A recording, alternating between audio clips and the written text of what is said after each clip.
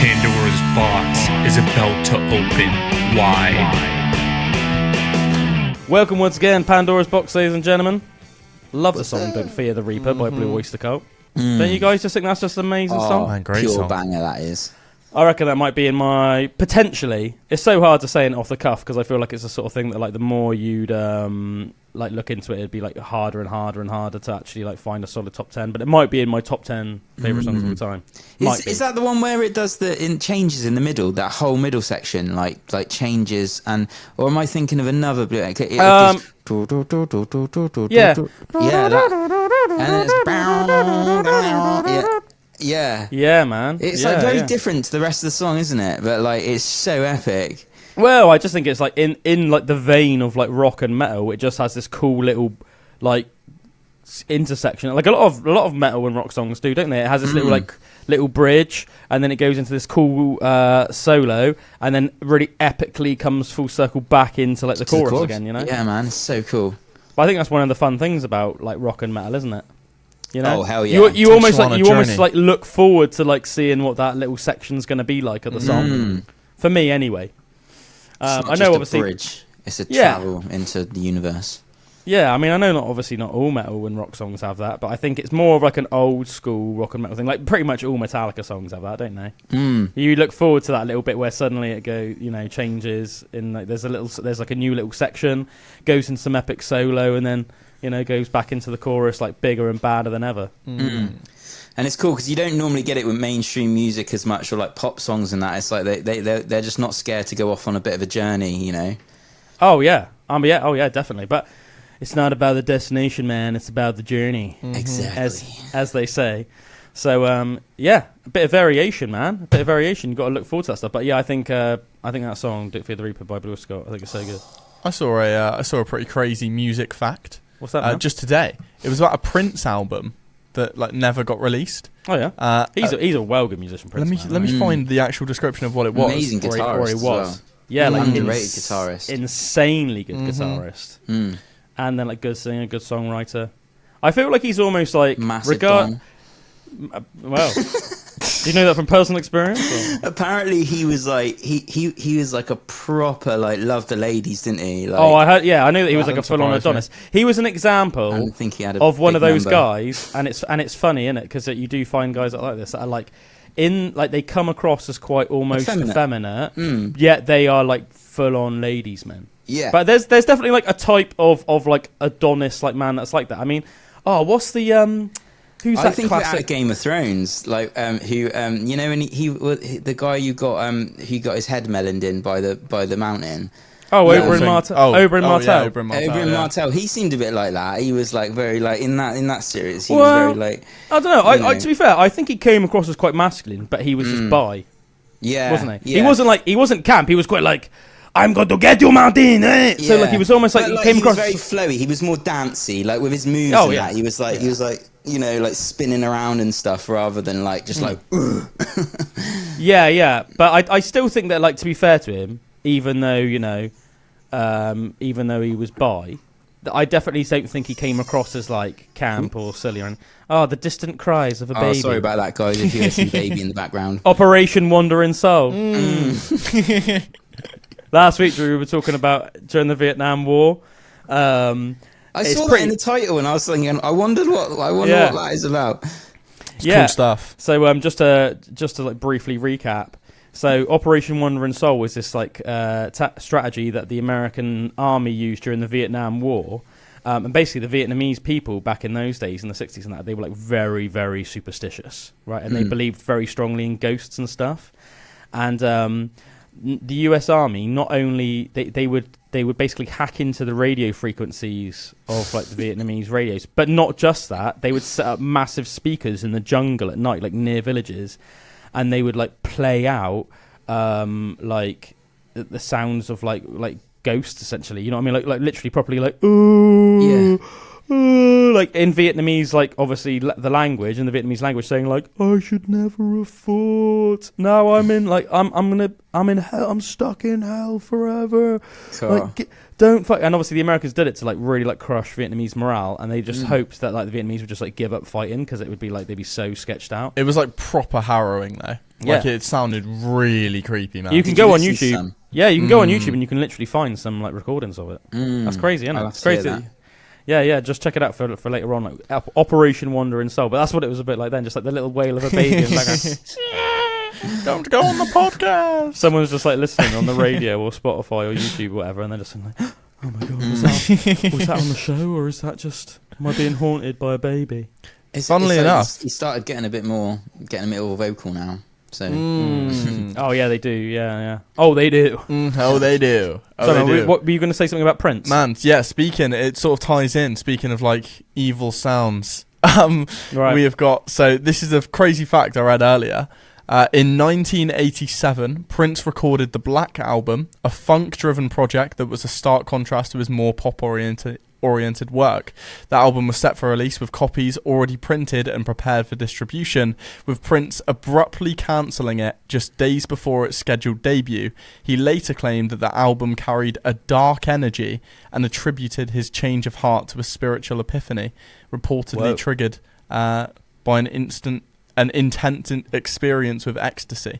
But yeah, he made this album. There was even versions of the album that had still got sold and were like, went out bootlegged, so people found all the music and everything. But pretty crazy that he scrapped the album. Mate, it makes me want to hear the album. Dark energy to these songs. It's a shame he's not still alive, because I want to I'd like to almost know more about that. I wonder how much he was he talked about that. Like when he says there was a bad energy, does he mean that he was in a bad place when he wrote it, or does he literally mean that the album was possessed? I hope it's the second, man. Yeah, I hope it's the second. That makes it a bit more ominous. It does make it super ominous. They say certain artists have said before that they've almost felt like they've been taken over by God when they've been writing lyrics or writing songs, because it's just sort of flowed through them. Almost the idea that Prince was writing this album and it felt like it hadn't come from God but from the devil himself. Yes. Oh, that's pretty creepy. Yeah, it's funny, isn't it? It's an intense ecstasy experience. Yeah. Oh my god, the album's too dark. Cancel it. I feel so much love. This album does not carry this love. I think for an artist as big as him as well, I imagine so much money would have gone into writing that album. Man. From beginning to end. The whole process of it, the recording, even getting up to distribution, marketing, everything that you'd put paying into all it. the studio musicians and stuff that he had in, the recording studio costs and producers and all the rest of it. Yeah, artwork and as you said, distribution. I bet the label wasn't very appealed. Weren't very happy. Yeah. No, yeah, for sure, man. Yeah, it's funny that you say that, isn't it? Because on in a similar vein to that, on the Forest of Glebe, which is a little folk show I do on AW Radio every week. One of the artists I played this week was called Shayla MacDonald, and in the early 70s, she was this rising star in the UK folk scene. At the time, the biggest some folk artist in the UK was called Sandy Denny. She was the lead singer of Fairport Convention, and then when Fairport Convention some members of Fairport Convention left after this car crash where several members died and stuff, and then she started a band called Fotheringay, and then she also had just her solo stuff, Sandy Denny, as well. She was the biggest folk female musician in the UK at the time, and this Shayla MacDonald, she was considered the next Sandy Denny at the time, and she was from Edinburgh, and or at least that's where she went to university, and she started making a name for herself. Don't know if she's actually from Edinburgh, but she's Scottish, and then she moved to London because her career started budding, and she everyone just loved her, and you can listen to some of her albums, and they are freaking amazing. My favorite album of hers, which is literally just called Album.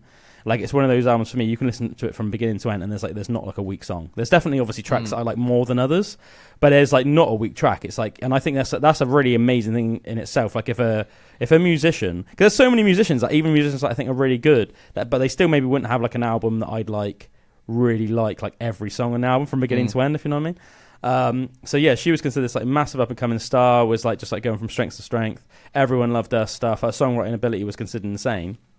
And then she literally just completely disappeared one day, completely disappeared off the face of the earth. And then it's obviously this was back before social media and stuff like that. So it was a lot harder to track people through hearsay and word of mouth and stuff like that. People just didn't know where she went. And then it turned out later on, I don't know how much later on this became public knowledge, but she had she did some LSD, and she had a super bad LSD trip. And I don't know how this happened from a physical standpoint, but apparently the trip ruined her voice.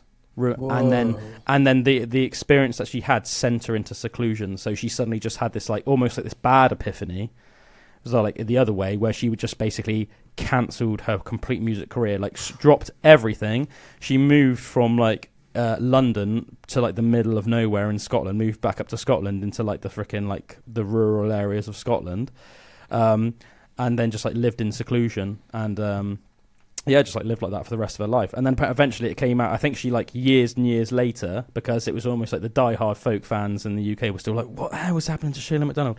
She like released a statement saying that she like married a bookshop owner in Scotland, that she was like living happily, but just basically explained that like she had this freaking mental LSD trip, it ruined her vocals and just made her just want to live a completely secluded life, like away from the spotlight. So the power of a bad trip. But that's mad, isn't it? I mean, I don't know if she's still alive or not. I mean, she might be. I don't know. I mean, if she is alive, I expect she's certainly getting on, like at the like 70s, like in her 70s, I expect. But I just thought that was a crazy story. Crazy it's mad story. to think that something like that could ruin your voice. Like in my head, all like I can physically. imagine is her as like screaming over and over again, or something like the terror of a bad trip, and then almost that's what I assumed. Voice out or something like But like it's crazy, isn't it?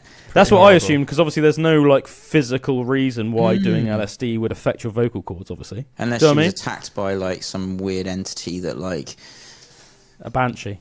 Got onto her vocals and started living there. Yeah, crazy, man. But I thought that's almost like cords. It's like a cautionary tale, isn't it? But it's also like quite sad. It's quite like a sad story. But everyone check out Sheila MacDonald. Sheila spelled SHELAGH. And then MacDonald, how you'd expect.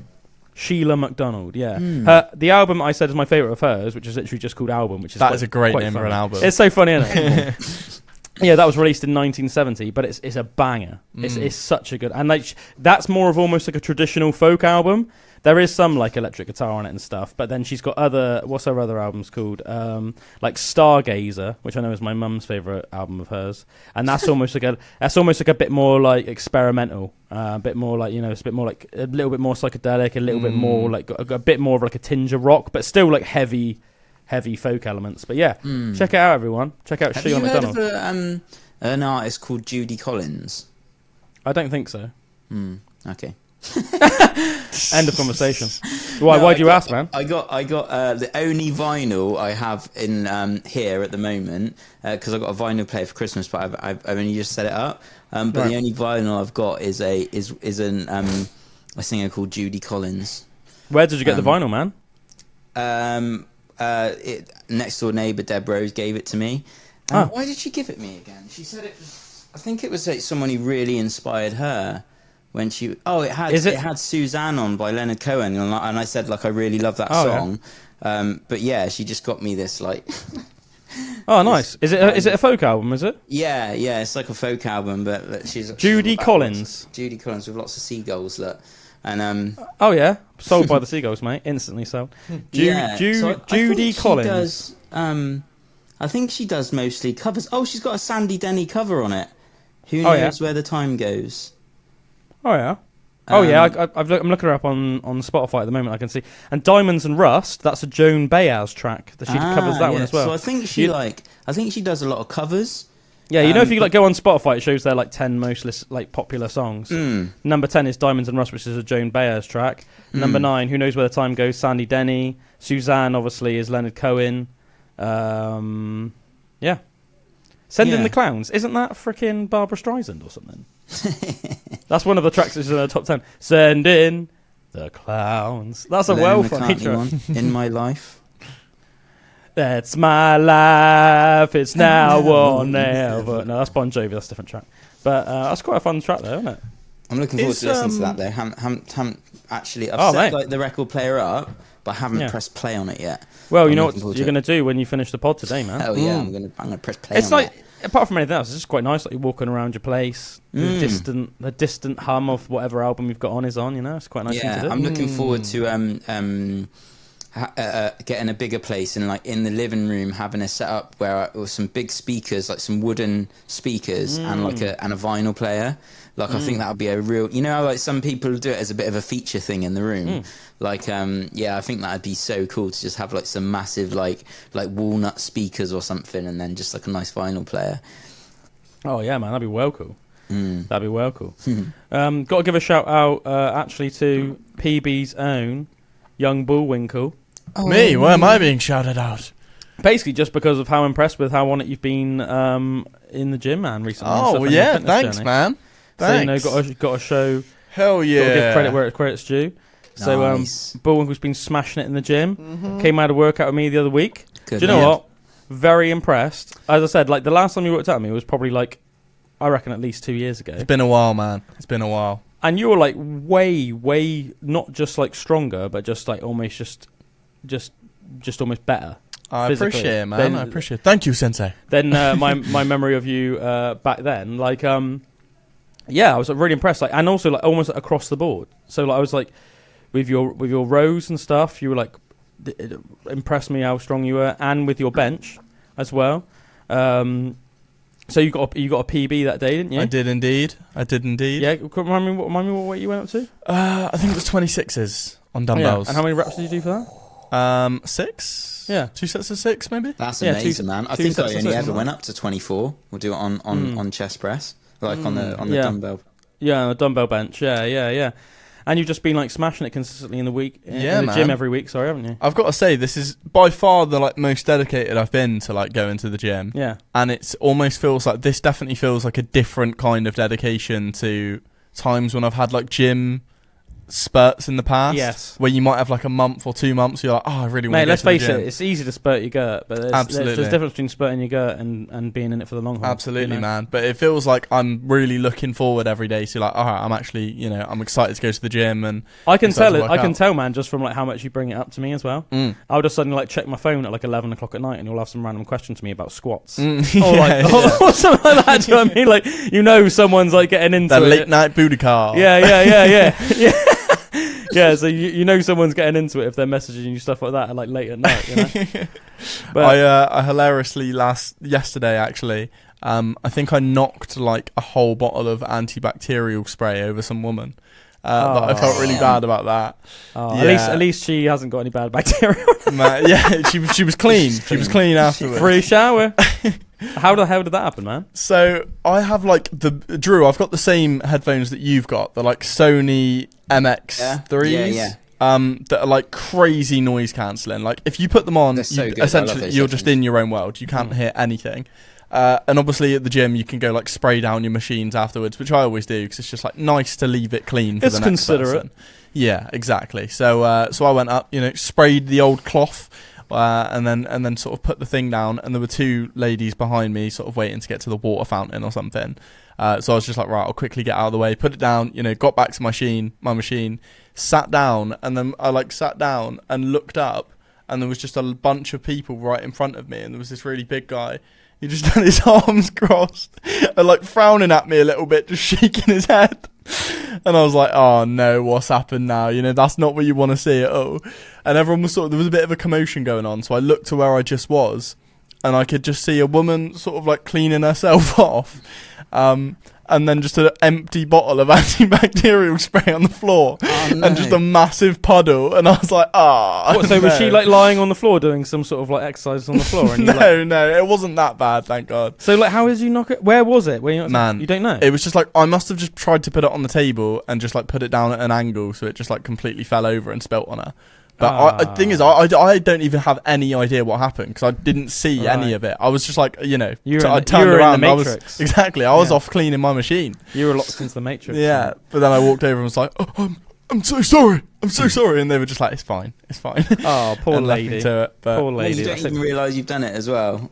I know, man. I felt really nervous after. I felt like it wasn't my day, and then I had to go do squats afterward, and I was like, man, I feel like my shorts are about to split and like really seal the deal with me being like the gym weirdo. Ironically, that literally happened to me in that gym. Yeah. Probably when I was your age. I reckon I was about 21 when it happened. Yeah, I was in Chiltern Gym, 1610 as it's known, and I was squatting, and I was wearing like a pair of shorts I probably had since I was about like 16, and they were just getting a little bit tight on me, and they were getting a bit old in that. The stitching was probably getting a bit like rigid. Do you know what I mean? A bit like stiff, like more likely to like snap than bend or whatever. And then I just remember I was like squatting, literally ass out to the gym as well, if you know what I mean. So I was like facing the wall was like right in front of me, and I was like squatting ass out. And then it was weird, man. It almost like made like it was such like almost like an intense sound as well. The only way I can explain it is it was almost like it sounded like a little explosion.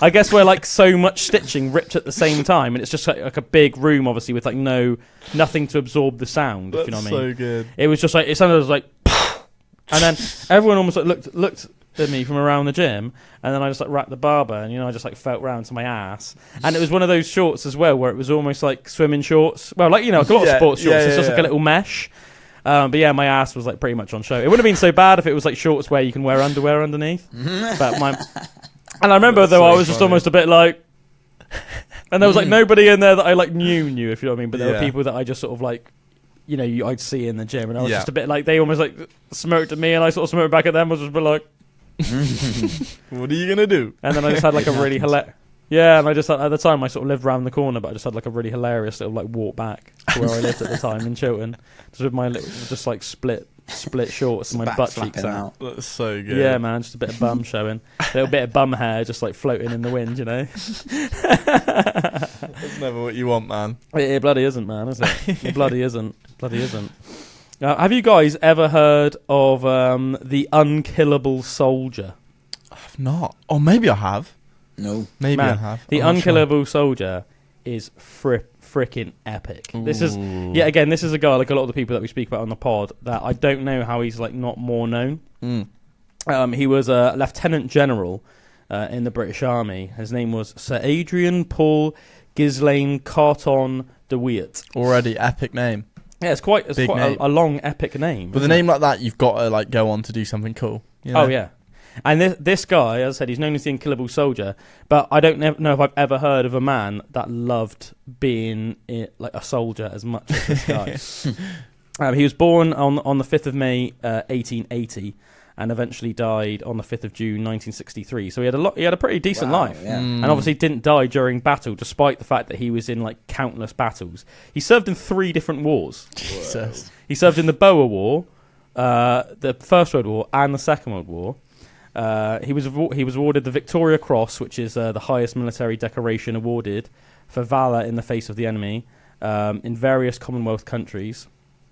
He served in the Boer War, First World War, Second World War.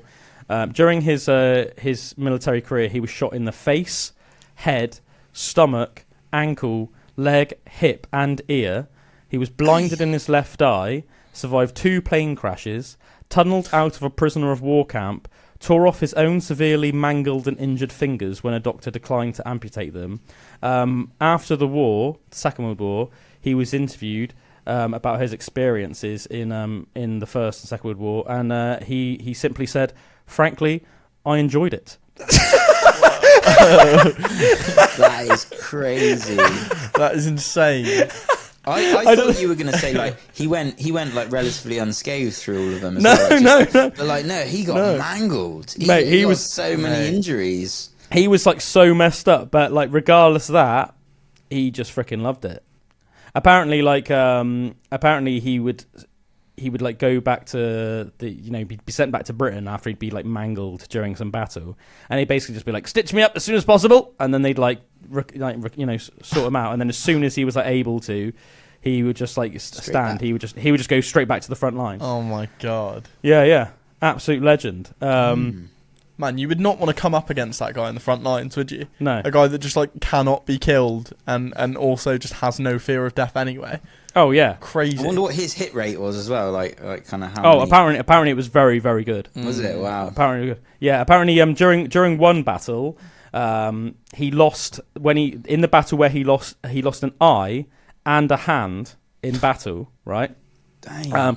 But that didn't even take him out of the battle. So bearing in mind, like from like explosives and gunshots and that, imagine just losing an eye and a hand. Imagine not just the because by that point, it's not even a matter of like mental willpower. It's a matter of like physical health, isn't it? Like you're losing so much blood, like and disorientation. Imagine the shock of like losing an eye and a hand. Like you think that would be enough to like send most people into like a little quivering wreck, or just pass out from shock. I think a lot of people would pass out, or even die from shock. A lot of people would.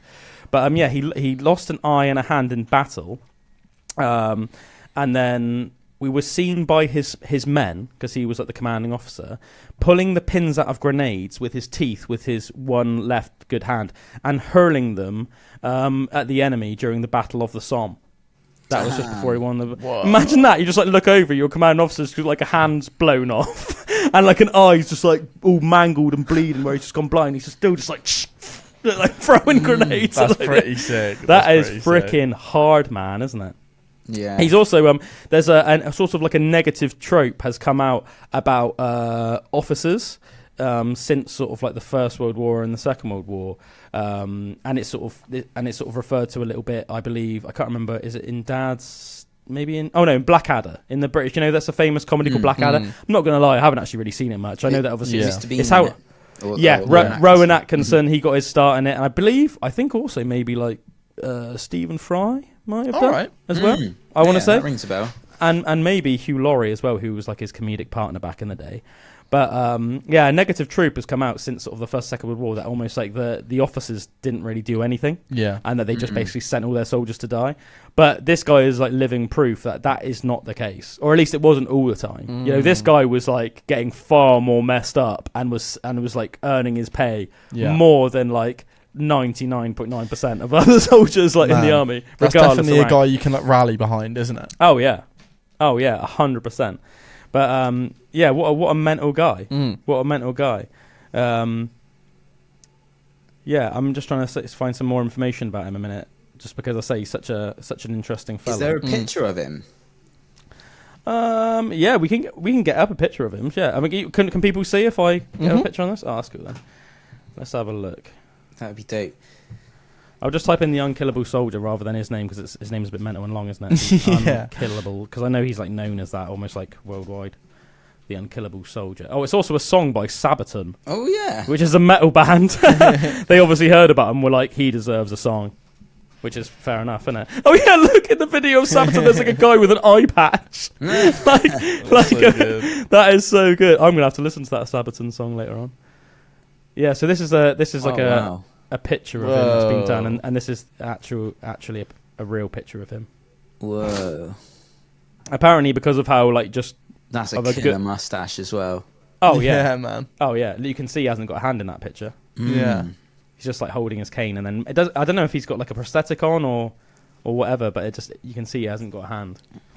That's crazy. Apparently, when he was in the hospital, after his eye was after he was blinded in one eye, apparently they tried to put a prosthetic eye in for him because they thought that would look the best. But apparently it was like this like glass fake eye, and he just found it like really irritating. So apparently when he left the hospital, he just threw it out the window of his car and just like bought himself an eye patch instead. Oh my god! Nice. Yeah. Look, you can buy like a little toy of him. Look how funny that is. You can buy like a Warhammer of him. That's so good. With just like without an arm and just like with an eye patch, just like chucking a grenade. That's hilarious. And the little Lego one as well. Was there a Lego one as well? Was there? Oh, you can see a little Lego one there on your screen. Like where? Am I just being dumb or what? Just down a little bit. There he is. Oh yeah. Oh yeah. Adrian Carton de Wiart, the Unkillable Soldier, mate. It's good that like he's obviously given quite a lot of respect to the point he's got like a Lego and a Warhammer after him. There seems to be like quite like multiple Warhammers. Look. Yeah, it's right. These characters, when we've never heard of them before, like you say, like it's interesting, isn't it? Like, yeah, apparently, like Winston Churchill respected him so much that, like Winston Churchill basically gave him like free reign to do like anything. When Winston Churchill was Prime Minister during the Second World War and stuff, like Winston Churchill always kept him close as like an advisor and stuff like that. Like just because he thought he was such an impressive man, basically, and such like a good example of what it is to be like in the British Army. That's crazy that he enjoyed the war as well. Yeah. When he was like, I was like, what did you actually like think of it? And he was like, quite frankly, I enjoyed it. I was thinking about that the other day with like it randomly came to me when I was just looking at some houses, like on a window, you know, like a estate agents, and just all the different houses and that. And it was like real quaint, you know, you're looking at all these houses and stuff. And I just had this thought in my head of like, some people live such a different life to this. And if you're like an insanely like high up person in the military, or have all of these experience in wars and all of this kind of thing, it's like it is a completely different like world what you know. And I watched this series recently called The Day of the Jackal. Can definitely like recommend it if anyone's like. I've heard of it. Insane series, and it's a guy who's it's this actor that's like in there's like these new Harry Potter movies. They're not Harry Potter. They're like it's the Harry Potter world. And stuff. Fantastic Beasts and Where to Find Them. That or something one. Like Yeah, that? So it's the main actor in that who has the little. He's the little skinny guy. The skinny guy. But in this, something Redmayne. Is it Eddie Redmayne? That's the one. Yeah. But in this Day of the Jackal, he plays an assassin, and he's basically getting chased all over Europe by like MI6. Is this like what time period is this, man? Like now, like. Cool. Yeah, now. So basically, he was in Afghanistan. And was this insane sniper and had like one of the biggest kill rates on like Taliban leaders and stuff. And it goes between that and then like him now, and he's just got this lush like mansion in Cadiz, and this like Spanish like wife who doesn't know that he's an assassin. He's just got his baby with him and that, and he's always away on business, but he's literally just sniping out people from all over the world and stuff. But it's really cool, and it kind of goes into that thing of like trying to, you know, he's trying to integrate into society and have this normal life with his wife, but yet he's had all this experience of just killing all these people and like going all over the world, and just like he has like this secret room in his house with just like loads of like money and prosthetic faces and stuff, so he can like get through airports, and it's really cool. But yeah, and I was thinking, man, there's actually people out there like that are like kind of it's amazing, isn't it? One person that I think is really fascinating, if you want to listen to a really good example of that, like a real life example, and I'll tell you what, shout out to Jocko Willink and Jocko Willink's podcast, because he has people like this on all the time. Like people like what you're describing in that movie, he has like real life people like that on all the time. But one of my favourite guests on his show, I think genuinely, because I think his story was one of the most interesting ones, but I'm sure there was a bit of bias as well because the guy was British, he was in the SBS, was this guy called Dean Stott. I wondered if he was a distant relation of the teacher, Mr. Stott. Like that we had in school. We had a teacher, a maths teacher in our secondary school. Was he still in Haygrove when you were there? Yeah, what did you think of him, man? I believe so, man. I never had him as a teacher. Right. And I can't, to be honest, even think if I had like any interactions with him. Really? But, we had a lot of interactions. I believe he was still there. He used to call me the cheeky little chappie of death. And he used to call you Wiggy. Yeah, he's called Drew Wiggy, and he used to call me the cheeky little chappie of death. Cheeky chappie of death. Cheeky little chappie. The cheeky little chappie. Yeah. Apologies. But I actually really like Mr. Stott. He had like sometimes if he was having a bad day, he was one of those people. He that did have a few turns, didn't he? And you're like, yeah, he'd almost like if he was in a bad mood, you could almost like sense it when he came into the room, and you'd be like. But he was one of those people that he was quite an extremist. Like if he was in a good mood, you'd have a great lesson. He'd be like laughing and joking with you, and the lesson would be really animated. If he came in and he was a bad mood, he'd be like, "Open your textbooks to page 57." Yeah, we're not going to be doing much talking or messing around today, kids. So we're just going to be cracking on with this multiplication, or whatever. And you'd be a bit, whoa. And if anyone almost like tried him when he was like that, he'd just be like, "Get out." You know, it'd be really like just more like memory. Whoa. I have like little memories of school of like those lessons and things like that. But that was the kind of thing that for a massive period of our life, it was like like an hour late lesson, like every couple of days or whatever. I can't remember how often we had like maths, but it'd have been multiple times a week, I can imagine. Yeah, I think it was like, at least twice, maybe three times a week. Yeah, and like, but I can't. You know, that must have been so like. A big thing happening a lot in your life, but I can only remember glimpses of it now. It's like really weird.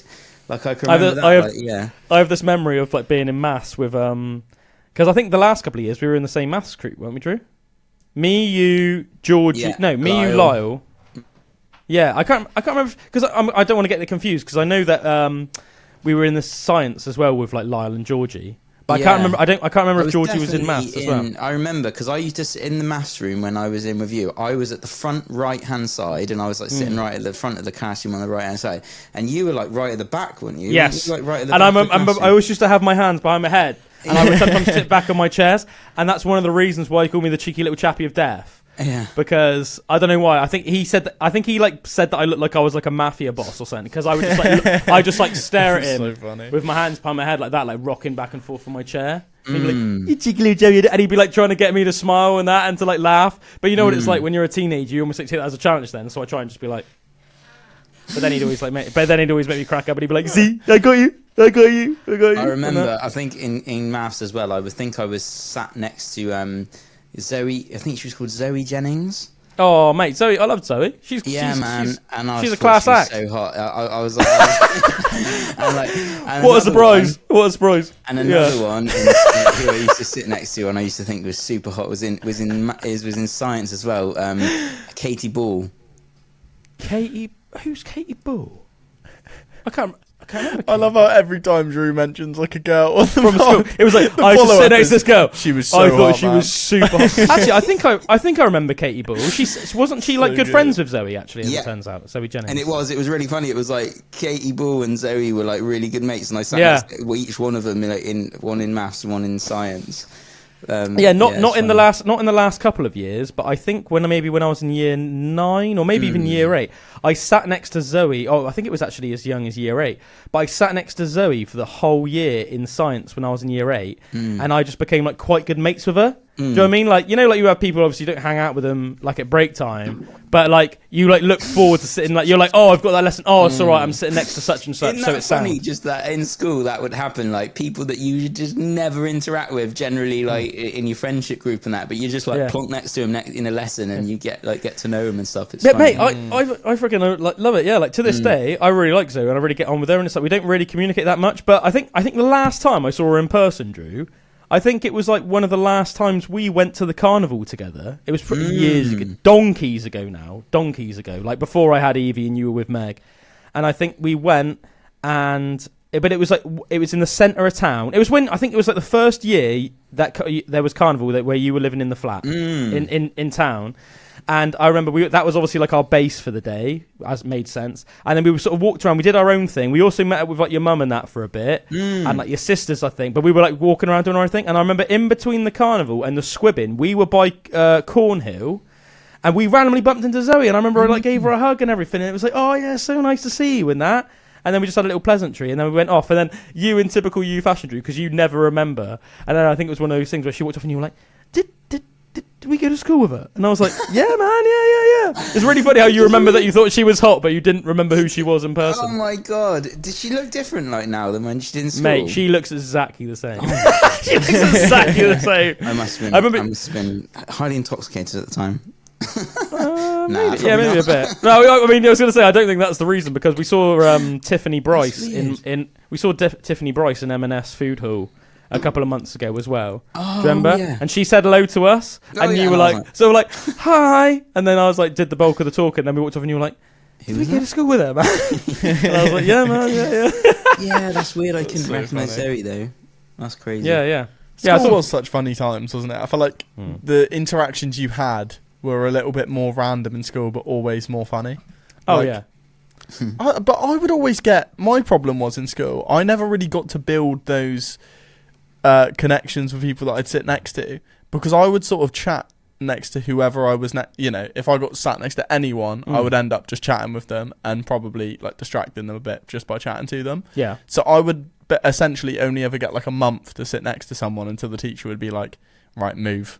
And I'd have to like move. They hardly did that in our I was going to say, had it all the time. I was super naughty, because I remember getting told off like, oh, the frickin' like every day.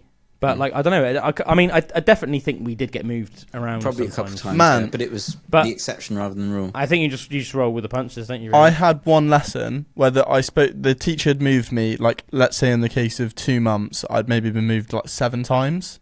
And in the end, she just brought in like a little solo desk, like the sort of thing you would get in like the isolation room or something, and just put me in the corner of the room. And I just wasn't allowed to speak to anyone. So everyone, had these like big tables together and everything, and were chatting. And I'd just be like sat alone in the corner. But I don't think that teacher liked me very much, to be fair. I remember once a teacher tried to move Drew, and I just talked him down. Yeah. I talked him down, mate. in year 11. I was so full of testosterone in that when I was 16. I just wasn't having it. Yeah. And at the time, Drew was like my little chipmunk mate, you know? I know he's still like this little bare-faced little guy, so I felt like it was almost like my job to sort of like look after him. Were your seating plans like arranged by grades? It completely depended on the teacher, didn't it? Sometimes it was by alphabetical order. Yeah, it would depend on the teacher. There was no like set. The teacher didn't have to abide by a set of rules. Some teachers would just do it by alphabet. Some teachers would be like, I think was alphabet because I was right at the front of the room and you were right at the back, and it was almost like, do you know what I mean? Like that makes sense. So. Some people it was almost like, I don't care as long as you sit boy girl. Yes. Some teachers were literally like some teachers were like, I don't care at all. Like I remember. Do you remember that? I didn't have him much, but I remember there was this really cool art teacher called Mr. McLean. Do you remember him, Drew? Yeah, and it was just like a free-for-all. He was proper old school. Like, he was like, you didn't really want to mess around with him. He had like a respectable aura, and he was a very good artist. But like, you'd go in and he'd be like, I don't care where you sit, just sit down. But like at the same time, he'd be like, but if you do mess up, then if you mess around too much, then we might have to then go to like the alphabet system or whatever like that. But like, that was like sound. That was the time, Drew. It was during that lesson that I think me and you and Josh and I don't know who else were all sat together. And I can't remember why we were talking about it, but we were talking about what our futures would be like, and for some reason, German bald lady. I'm so glad that you remember that.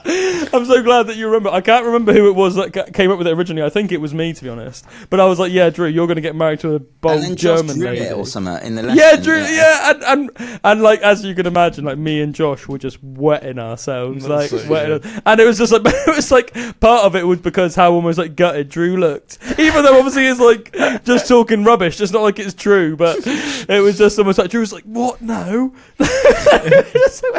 Yeah, I think Josh did draw a picture of her actually. It had been solidified then. Luckily, yeah. Between Josh managed to carry out the vision. Yeah. The vision of my visions. The vision of my visions. Yeah. I remember we had like in one of our math classes, it was arranged when we first joined the class, we all had to take a test. And then, like, the seating plan was in terms of, like, how the test results were. Right. So, like, the worst two people were in, like, the top left, and then the best two people, like, in the back right, and it sort of, like, went like that.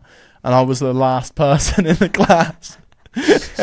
So I was literally, like, front left, right in front of the teacher. That's so funny. And, I stayed there for, like, 3 years after that. Wow.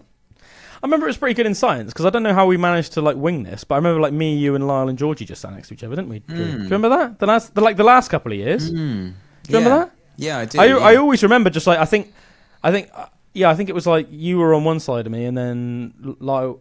I can't remember either Lyle or Georgie was on like my left, and I think you were on my right.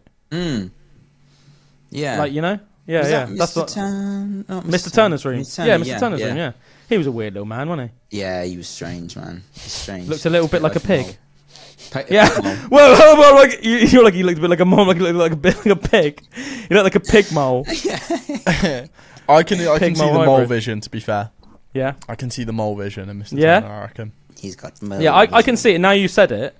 There's just something about his nose which I find a bit piggy. You know, but I definitely can see what you're saying about mole as well. Yeah, yeah. No, 100%. Yeah, pig mole. Mr. Pig Mole, we should have called him. Mate, I don't have no idea even how we got onto that subject of just man. And I'm annoyed because there was another point I wanted to make about school, but I'm just gonna have to. Was it that you sat next to a girl that you thought was hot? By any chance? Probably. Yeah, I sat next to this girl, man, and I thought she was really hot. But if I saw her today, I wouldn't even know who she was. That's what the story would be. Yeah, most of the girls I sat next to in school were really hot. Actually, I think. Yeah. I think you were just so full of testosterone and just eagerness to spuff everywhere, Drew, that you just every Drew was like Mark in Peep Show. Every woman that he basically spent more than like a couple of minutes with, he'd be like, "Is she the one? Is she the one?" Even though it was like definitely, blatantly not the one.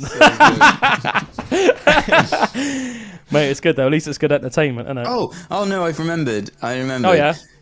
One of the funniest, like, weirdest things that ever happened to me in school, which, like, I don't think you were there, or anyone I really knew was there at the time, but it was, like, one of the most embarrassing, but just, like, stupid. Mate, it was lucky that none of us were there. But it wasn't even like, like a crazy big thing in that. But do you know when you're in a situation and you have to be deadly silent, but you just want to laugh and you've got to keep it in? But it's like it was in the middle of our GCSEs, and it was a GCSE test that was in this room. What, in the sports hall? Or? No, it wasn't in sports hall. Randomly, it was in the in the new French buildings, or like the language buildings. I remember them. Yeah. Yeah, and it was a GCSE that was in there, because I think they just did it put you in random rooms sometimes. It didn't have to be about, like, do you know what I mean? Like, because in my head, I don't think it was like a French GCSE or anything. Oh, like, no, sure. They just used whatever room they thought was best. Yeah, it was like a clean, like, you know, that like room that wasn't being used for like lessons or whatever. And I was in there, and I remember, like, I finished this test. I must have told you about this, man. You remember it, but it was so friggin' embarrassing. And it was like, it was in the summer, and there was like these weird little green bugs that were like little kind of like, that was just, and it was just. What, like those tiny little like aphids? Tiny little aphid thing, yeah. Yeah. And I'd finished the test, and there was about 20 minutes left in the room still, but I'd like completely finished the test and that, which is a bit random, but like, yeah, just finished it. And there was this little aphid, and like everyone's obviously dead silent in the room, and like I was just like messing around with it, like, you know, just kind of like following it around on the desk and everything. And I remember it went on my finger, and like I went like this, like and like kind of just like got it real close to my face and looked at it, and I could see the two little dots of eyes that were like in this tiny aphid. And I thought, whoa, this is like really interesting. And I was looking at it, and all of a sudden it just jumped into my face.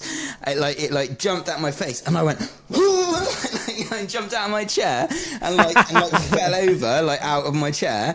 And this was like, and everyone was just, mate, that's quite dramatic over an aphid. I know, but do you know when it's like when you just don't expect it, and it was like, and it was literally just like right close to my eye, and it jumped into my eye, and it was just a natural reaction of just like, oh my god, right. And I could just imagine, like, because Drew was so gangly in like school, and he just had this giant. He looked like Sideshow Bob. For anyone that didn't know, so think of Sideshow Bob, like from Simpsons, like the same build and like hair. And he was almost like, even though you weren't like ridiculously tall or anything like that, you just looked so like gangly and like bony. Oh. So you just looked like quite comical, you know? Yeah, man. But, and I remember it happening, and then like the teacher and everything just being like, just look like it's a silent condition. Like, no, you know what I mean? Like, yeah, no, it's like you can hear a pin drop. In that. Yeah, and then so I just got up and just sat back down, and like the teacher was just looking at me, like, you know, and everything, and everyone else was just like kind of looking at me, but it was all like, and then I was just sat there after, just going. Like trying to like stay silent, but I found it hilarious that I was just had to be quiet in this situation, and then I was just, for the whole rest of the thing, I was like holding a laugh in, and it was like, it's like when you really want to sneeze or really want to cough when you're watching like an opera or something, like. Yeah, sure. That's so good. Oh god. Oh yeah, I bet that was quite like weird and hilarious. I was bet at first they were like almost like a bit concerned, like, is he having some sort of fit or something? Because there was a teacher, and then there was like the people that watch like that are what are they called, like not officiator, like invigilators. Like invigilator, yeah, that's it. That was there as well, and I remember like she looked over and was like, "Are you okay?" You know what I mean? And it's like, I was like, yeah, I'm all right. Well, that's really like, I mean, that's really up for debate, really. Yeah. Got scared by an aphid. Drew had an intense one-on-one confrontation with an aphid. But you know, like when you just, there's no other choice of the reaction that you do, and it is just like, it's just like a natural primal reaction of just jumping out your skin. To just jump out of your bones. Yeah. Oh mate, that is freaking hilarious. Did Georgie call you Bones? Oh yeah. That was that just because you looked all like gangly and bony, skinny, yeah, and like bones. Yeah. Well, that's sort of like what you look like. Once, and it was like real bony. Somewhere, and she called me Bones. Yeah, because that's another one that you had a major crush on, wasn't it? In school, you like had the major hots for Georgie. Yeah, and I remember I sat next to Georgie and her friend Leroy, who passed away while we were in school. Oh yeah, rest in peace. Because he was funny enough. We were talking about Ollie Ingalls, weren't we, a couple of weeks ago? He was like Ollie Ingalls and Jack Orham's best mate. Because I remember they were like cut up, man, when he died. Yeah. I remember I was in a lesson with Leroy Georgie. Jenkins, I want to say his name was. I think that was his name. Yeah. Sorry. Anyway, go on. Yeah, I wanted to say Leroy Brown for some reason, but Brown, Leroy Brown. Isn't that just like, I can't even remember what that's like in context for, but like, isn't Leroy Brown like, wait a minute, let me have a look who Leroy Brown is, because I feel like that's like, there's a song by Jim Croce called Bad Leroy Brown. That's definitely not. Oh, right. But I remember I sat next to him and Georgie, and it was really cool because Georgie was really good mates with him, and I didn't know him, but like we like really got to know each other in that lesson, and it was like real funny sitting next to those two. Was that the end of the story? Yeah. For some reason I feel like there was like something else coming, but that's just basically when you got to know Georgie for the first time, was it? Oh yeah, we were saying about like sitting next to really hot girls. Oh right. Oh, so that was just one of the best ones. This is freaking hilarious. Yeah. I definitely just remember that as like, to me, I mean, if anything, from my memory, and obviously, you know, it's all in the eye of the beholder, but from my memory, that was like she was probably the person who had like the biggest, or maybe the biggest, but maybe the longest in terms of tenure, like crush on. But it was nice that you went to the. It was nice that you guys went to the prom together and that. Definitely, man. Yeah, but we never got a picture together, which was quite gutting. Like, there are pictures of you guys though. Yeah, like when we got out of the limo and stuff. Bullwinkle sent me one a couple of weeks ago. Yeah. I remember. Did he send it to you? I put it in the chat. Oh yeah. Group. Oh yeah, I did. I forgot that it was like to both of us. Yeah. Yeah, and so there was that. But I remember at the actual thing, because you got those cool pictures of like you and like giving Josh a piggyback and stuff like that, and there's Drew and Georgie. Drew and Georgie Linden. I know it's super blurry, but there's Drew and Georgie Linden. Yeah, that's so cool. I went in an orange suit. Let me try and get this. Look at that. Sideshow Bob and Leroy Brown. Oh, that's bad Leroy Brown right there, aka Drew, aka Sideshow Bob. Yeah. And there's Georgie, and there's look at that dapper gentleman. Oh, who's that? Yeah, Who's that? Is that a member of Hanson? Is that Killamore era James Hetfield? Who knows? Is that just a What's-It? Is that just a packet of What's-Its? No, sorry, not What's-Its. Quavers. Is that just a packet of Quavers? Who even knows? That's one beautiful Quaver. Is that a young Count Orlok? Oh, yeah. Who knows, mate? Who knows? Oh, mate, it's brilliant. I remember Josh in year 11 told me I look like Corey from Trivium, and to this day I hate that. Literally, I swear it's just because I've got like long straight hair, and he did as well. Or I did have long straight hair. I remember Josh Dudridge saying I look like the lead singer of Soil. You know that? I will stone you, my world. Oh, mate, I used to love my little world. Oh, I think like every freaking metal did back in the day. Yeah, man, it was so cool. I used to think the vocals sounded so cool. I remember like being at my nan's house screaming into a pillow, thinking like, why can't I sing like that? Mate, that is a hilarious thing to Drew. So wait a minute, let me just I want to make sure that we're on the same page. What were you doing? What were you doing? You know, it's like it's quite high, and it's like, wow, it's on you, yeah, like doing it like that. Like I was at my nan's. Yeah, but it's like quite high in it. It's like not low. It's like stone. Yeah, and I remember I was like doing it into a pillow, because if you'd have just do it out loud, it'd like shout the house down. If you know what I mean. Oh, I know what you mean. Yeah. So I was like just shouting into this pillow, like trying to sing like that. Right, thinking, to emulate it. Right. Yeah, like I definitely feel like to get the most out of your vocal range, you have to sing really loud. But obviously, in certain situations, that's inappropriate. Yeah, I definitely know what you mean. Like, it's very hard to sing in your full range at like the volume we're speaking at right now. And I feel the edge around my name. Like, imagine trying to sing like a Jeff Buckley song at like this volume. Yeah, you need to be like, especially when it goes a bit higher pitched, like, you know what I mean, and you're still trying to do it in chest voice rather than like falsetto. It's like, yeah, you do that pretty quietly. But if you're trying to like full on chest voice, like crawling in my skin.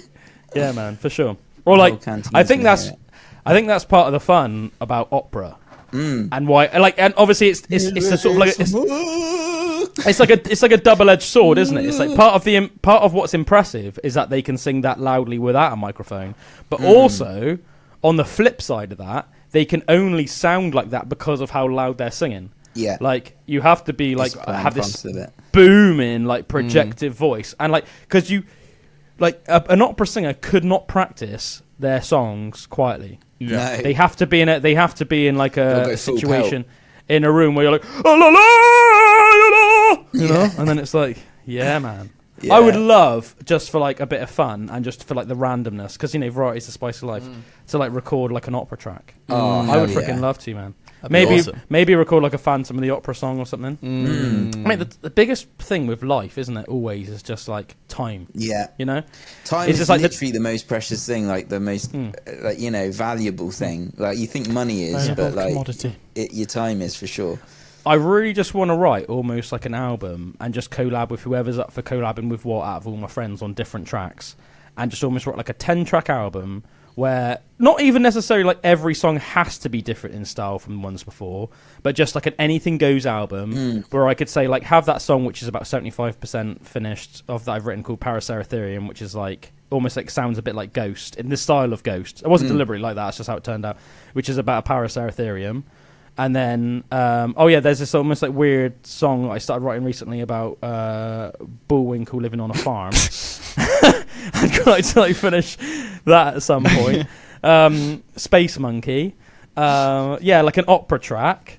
Do you know what I mean? There's just like there's like several, just like like do like a barbershop quartet.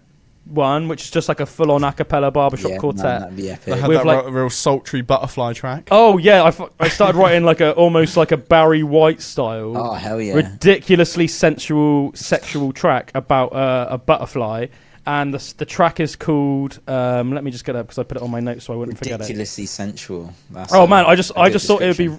I just thought it'd be really funny to write. Like, don't worry your sweet little ass. It's called, no mo. The song's called. The song's called "Little Butterfly." Don't you worry your sweet little ass no mo. And it's just like this, this like overly sexual song about a butterfly. Nice. I just thought it'd be really funny. Yeah. Why but not? But it's just like it's just having the time to do it all, isn't it? It's just having the time to do it with that stuff. But I'd love to be on a song. I'd like to do that at some point. I've never done that before. Yeah. Oh man, yeah. Well, yeah. Vocals. Do it, Aspen, especially on that you're on the farm on a song. sweeper. Yeah, man. Yeah. Yeah. You're on a couple of sweepers now. True. You're on the career air, is launching, man. Yeah, you're on air. You literally got recorded vocals on air, man, on the radio. So that's not too bad. But yeah, especially when we do that, when eventually, assuming that I actually do, but I do really want to get around to like sorting that track out about you being on a farm. Yeah, man. I can't actually remember how the song goes off the top of my head, but I know I like recorded the vocals into my notes so I'd remember the melody and everything. So I just thought it'd be that'd be cool. Anyway, we'll get you to do some vocals on that. But I can't even remember what we've gone off on such a tangent about school and weird stuff like that. But yeah, going back to what we were saying earlier on, because you were mentioning the Addy Redmayne thing. Jocko podcast. Check out Dean Stott. He was in British SBS. Because I love this stuff as well. Mate, it's so good. Real life, it's so good. People. Yeah, it's on crazy, but you know what I mean, like who've lived. Really interesting lives. It's insanely interesting. Yeah, Dean Stott. Dean Stott. Yeah, he was. British that's SBS. how we got onto the school thing because of Mr. Stott. Yeah. Oh, yes, it is. That's crazy. Freaking out! Isn't it mad how sometimes the smallest seed can just suddenly go crazy? Take you so far. Yeah, but Dean Stott, really cool. SBS, and then after he left the SBS, like eventually after having this like illustrious career in the armed forces, so like the creme de la creme of the British forces, he then went into like contracting work. So like say like some Canadian politician would like hire him to like basically be his guard while he'd go to some like embassy in like some crazy country, and he's got stories of where like it hit the fan. And does he actually talk about these stories on the pod and stuff? Oh, so, yeah, I mean, I'm sure there's some things. I'm sure there's a lot of things he's done that he doesn't talk about. He can't talk about, but the things that he can't talk about, he does. So there was this one where I can't remember what country he was in. But like some terrorist stuff started going off. There was like all these government officials from all across the world, and he managed to like successfully evacuate like not only the person who he was like paid to evacuate, but then all these other like people, government officials from like all these different countries around the world. And it was like one of his like most successful things. And but it's it's proper like like movie style. Like he was like walking around with a machine gun like and, like like taking people out, evacuating people, like Super cool, man. You almost just Super think cool. that stuff is just like video game stuff. Yeah. Like, not even real life. Goes on. Yeah. It's crazy. Oh man, yeah, yeah, man, 100%. But yeah. Shout out Dean Stott, and yeah, just I would go as far to say that was one of the most interesting podcasts I've ever heard in my life. Oh, That was so. It was so good. Listen to that one then. It was so good. But yeah, just to get back to some more interesting stuff about Adrian Paul Ghislaine Carton de Wiart, a.k.a. the Unkillable Soldier, because I found out some more interesting stuff. So this is a bit more of like, in very short, sort of like his life story for people that are interested, just considering he is such an interesting fella. So let me find where to start on all of this. He was born into an aristocratic family in Brussels, so in Belgium, on the 5th of May 1880. In 1891, he was sent to boarding school in England, going on to study law at Oxford. Wow. In 1899, he saw the opportunity to experience his first taste of war. Abandoning his studies, he left for South Africa to serve as a trooper in the British Army during the Second Boer War. As he was under military age, wasn't a British subject, and didn't have his father's consent, he pretended to be 25 and signed up under a pseudonym. It was a baptism of fire, which ended with him receiving bullet wounds to the stomach and his groin, necessitating a return to England. Although eager to get back in the mix again, he had to wait more than a decade to experience further frontline action. At the outbreak of World War I, in November of 1914, Carton de Wiart, now naturalised as a British subject, was serving with the Somaliland Camel Corps, fighting the forces of the Dervish state. During an attack on an enemy stronghold, he was shot in the arm and in the face, losing his left eye and parts of his ear. That was the one where then his fellow soldiers saw him biting off the grenade pins and chucking them. That's he went on to win some awards and some medals from that battle. Speaking in 1964, Lord Ismay, who served alongside Carton de Wiart in Somaliland, described the incident. Lord Ismay stated, "He didn't check his stride, but I think the bullets stung him up as his language was awful. The doctor could do nothing for his eye, but we had to keep him with us. He must have been in agony." Lord Ismay also gave an insight into Carton de Wiart's innate love of fighting. Lord Ismay stated, "I honestly believe that he regarded the loss of his eye as a blessing, as it allowed him to get out of Somaliland and to Europe, where he thought the real fighting was." That's just crazy. I guess he wanted to go to Europe because he thought that's where like the main nitty-gritty fighting was happening. He returned to England to recover in a nursing home in what's known as Park Lane. He was to return to the same place on each subsequent occasion he was injured. This became such a regular occurrence that they kept his own pyjamas ready for his next visit. While recuperating from these injuries, Carton de Wiart received a glass eye. It caused him such discomfort that he literally threw it out of the window of a taxi, and he instead bought himself a black eye patch, which, let's face it, looks way cooler. Such setbacks didn't delay him long. He soon realised his ambition to fight on the Western Front and was sent to Ypres in May of 1915. During the Second Battle of Ypres, the Germans launched an artillery barrage in which Carton de Wiart's left hand was shattered. According to his autobiography, Happy Odyssey, he then tore off his 2 fingers when the doctor refused to amputate them. His hand was removed by a surgeon later that year. The way he overcame injury and disability remains an inspiration, says Colour Sergeant Thomas O'Donnell, who served in Afghanistan with the 1st Battalion Scottish Guard. For him to have endured all those injuries and gone through so much rehabilitation in so many conflicts and to never give up is really inspirational, particularly given the inferior medical facilities they had then. I just don't know how he managed it. Soldiers like Carton de Wiart are a real example for troops serving today. It's quite sad that having sacrificed so much, his story isn't particularly well known. I think as well as remembering the war dead, it is vital we remembered what soldiers like him went through. But yeah, what a badass guy. And as I said, didn't end up, even though he literally was like, got shot and in so many places in his life. You know, as I said, literally shot in the face, head, stomach, ankle, leg, hip and ear, blinded in his left eye, you know, hand amputated, tore off several of his own fingers. Bang. Literally just died of his old age, aged 83. Yeah. He ended up dying in County Cork in Ireland. That's where he retired to in the end. In Ireland? It's pretty sick. Yeah, I think he might have had an Irish mother, actually. I think even though he was born in Belgium, I think his mum might have been Irish. So it's cool that he's written a book as well, Happy Odyssey. Yeah, that'd be worth the read, wouldn't it? I've put it on my Amazon cart. Put that on the wish list, mate. Put that on the wish list. That one. Yeah, that's cool, isn't it? It's awesome. Yeah, that's well cool. So yeah, he is. Oh well, let's just give him the honour of saying his full name. Adrian Paul Ghislaine Carton de Weart. You are a friend of the pod. Friend of the pod. Be cool to like if we were in County Cork, because I mean I'd quite like to go to County Cork apart from anything else. I think that might be where. I'm second guessing myself. I was going to say I think that might be where Clanad are from, but actually I think they might be from County Donegal. County Donegal. County Donegal. Yeah.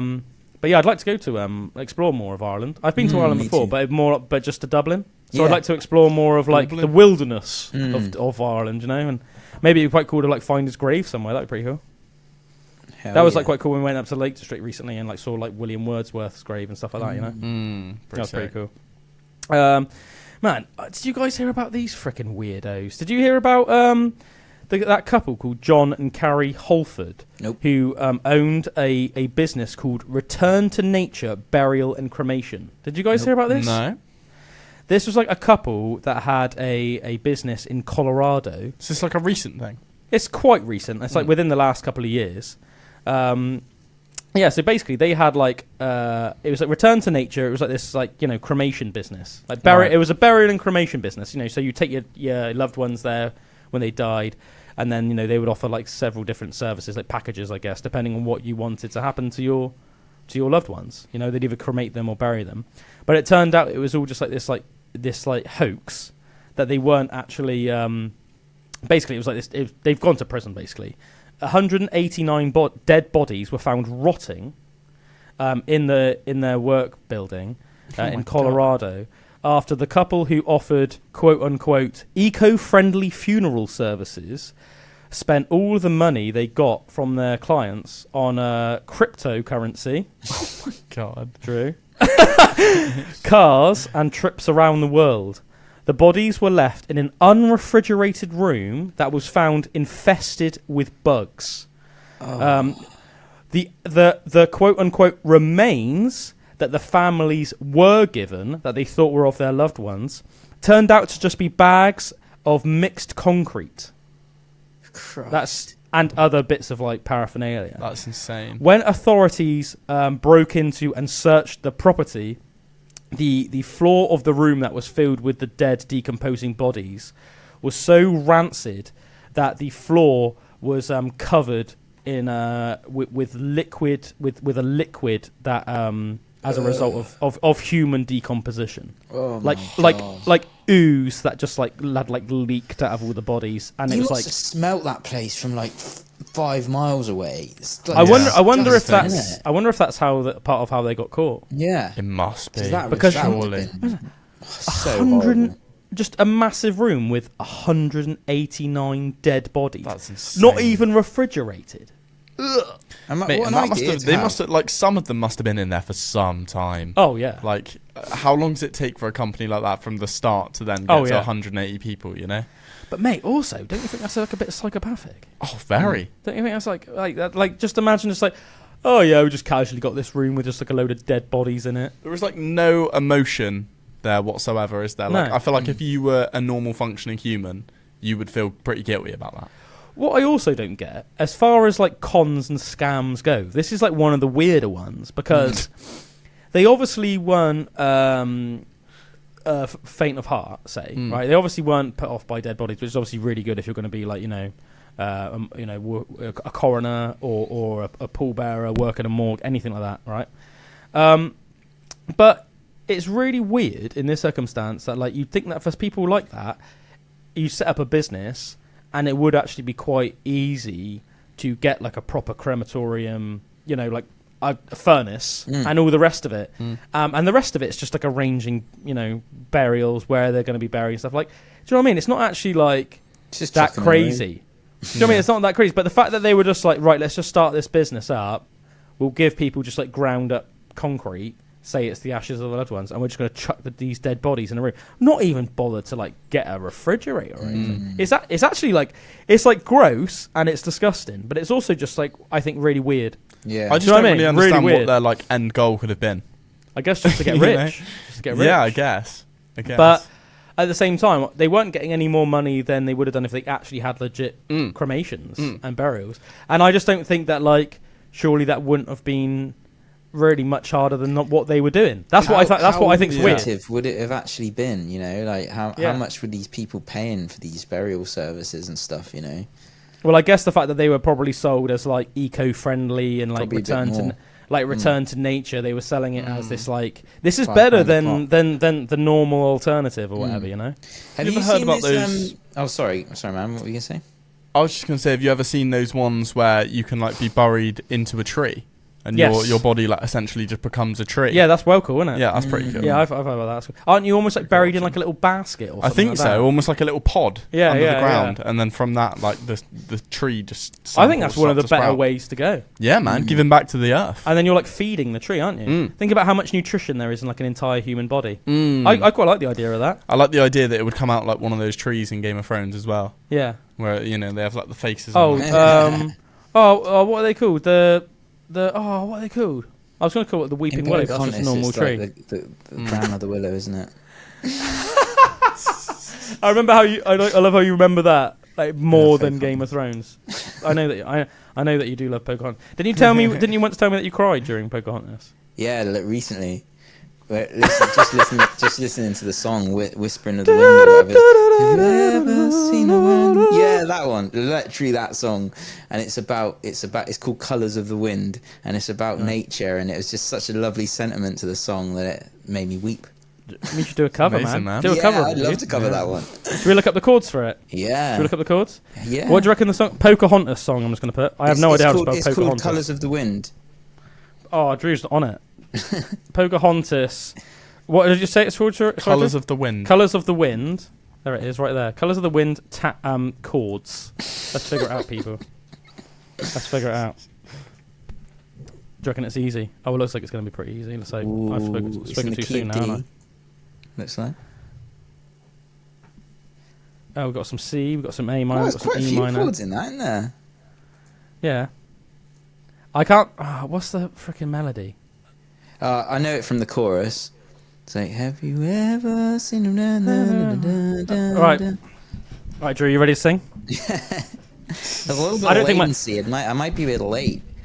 My guitar's not in tune, I don't think. But it's like, have you ever heard the wolf cry to the blue gone moon, or asked the grinning bobcat why he grins? Yes. Can you sing with all the voices of the mountain? Can you? Oh, what's F6? That's a weird chord. Can you? Oh, is that it's like a bar, and then it's like.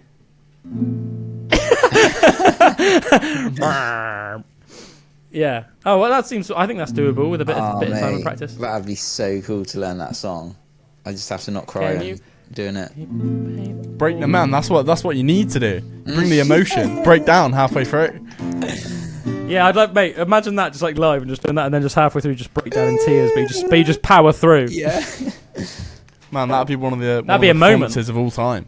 That would be like the most intense performance since Aaron Lewis from Staines did Outside live with Fred Durst, and there was like and he was like sweating and like crying while he was playing it. Do you remember? And there's like this like room full of people with like lighters, and this is back before phones, and everyone used to like put their lighters up. Do you remember? That's so much cooler. And it's like all the time that I've cried, all the time, it's all inside, and I fear. Yeah, it used to be played on like MTV and Kerrang all the time back in the day. And I'd be like, whoa, that's pretty intense. But it was almost like quite comical at the same time because Fred Durst was around me next to him, and every now and again he'd be like, "No, I see." I would almost just be like a bit like, do you know what I mean? Always like a bit awkward. Not awkward, but just like, it was like this super really fit. Super intense, like emotional, super intense, like emotional moment that this musician's having, like bearing his heart and soul to like this, like all these people in the crowd and that. The light is out. And every now and again, Fred Durst is just like, yo. Now I see. Yeah. Fred Durst. Outside. Baby. Yeah, man. Crazy. What a fella Fred Durst is. It's really funny. Like, now, have you seen like how Fred Durst dresses nowadays? No. Yeah, he dresses like really eccentrically nowadays, but it actually makes me like him more. I I'll touched try and his find bald head once. You touched Fred Durst's bald head? Yeah, I remember I saw... That's a conversation starter, isn't it? Limp Bizkit at the O2 Academy in Bristol. And, like, there was this part where he just got off the stage and just started, like, walking through the crowd, but, like, huddling through the crowd. And I could get a hand out there, so I just put my hand on his bald head. Nice. Just give it a shake, you know what I mean? Give it a rustle. Nice. I'm guessing you can't see this, Drew. Yeah, I can see it. Oh, you can see it? Yeah, so on the right, that's what Fred Durst looks like more recently. So on the left...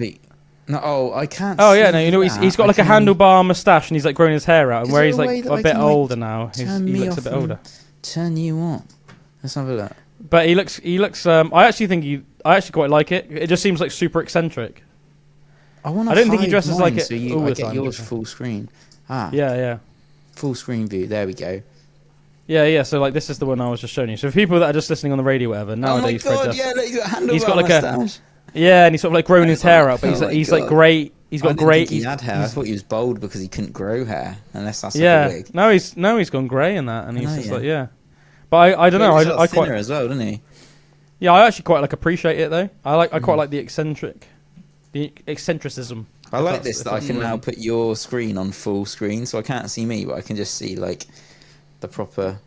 It's pretty nice, cool. Man. It's pretty. Yeah, look at him there. With his perm. I don't know if that can't be his real hair, surely. He just got a perm one day, grew it out and got a perm. Look at him there. With his like 80s like tracksuit. Yeah. And then his like funny shades and that. Nice. I say it makes me like him more though. It's just quite funny, isn't it? That is very good. Kevin and Perry hat that was he had on then. Alice loves Limp Bizkit. Alice, for people that don't know, is who does all the social media stuff at like AW on the AW radio, like Instagram and Facebook and all that stuff. She does all the social media stuff on there. But she's also me mate. Have you guys? I don't know if we've talked about this before, so correct me if we have. But have you guys heard about that fungi that like evolved to live inside the Chernobyl nuclear reactor? No, you told me like very briefly about it the other day, but never on the pod, man. I do find it really interesting with Chernobyl how pretty much all of the wildlife in that area is like full on thriving and like and kind of like you look at the remnants of it all and everything and it's just completely green and overtaken by nature. And I always think this makes me think about nuclear and like all we're really going to kill is ourselves. Like the world is going to be fine. If anything ever does happen, like the animals will survive and what's the word? Like adapt, the plants will adapt, evolve, and all that stuff. So it is only ourselves that we would be killing if we let one of those bombs go off, man. I completely agree, man. And this is almost like a perfect example of that. So after the Chernobyl nuclear disaster in 1986. Scientists thought the area around the ruined reactor number 4 would be a dead zone due to the insanely high amounts of radiation that they thought would just kill off any living organism, regardless of species. But in 1991, so only 5 years after, they found black fungi growing on the reactor walls. These fungi, like Cladosporium and Cryptococcus, weren't just surviving. They were using radiation to thrive and grow.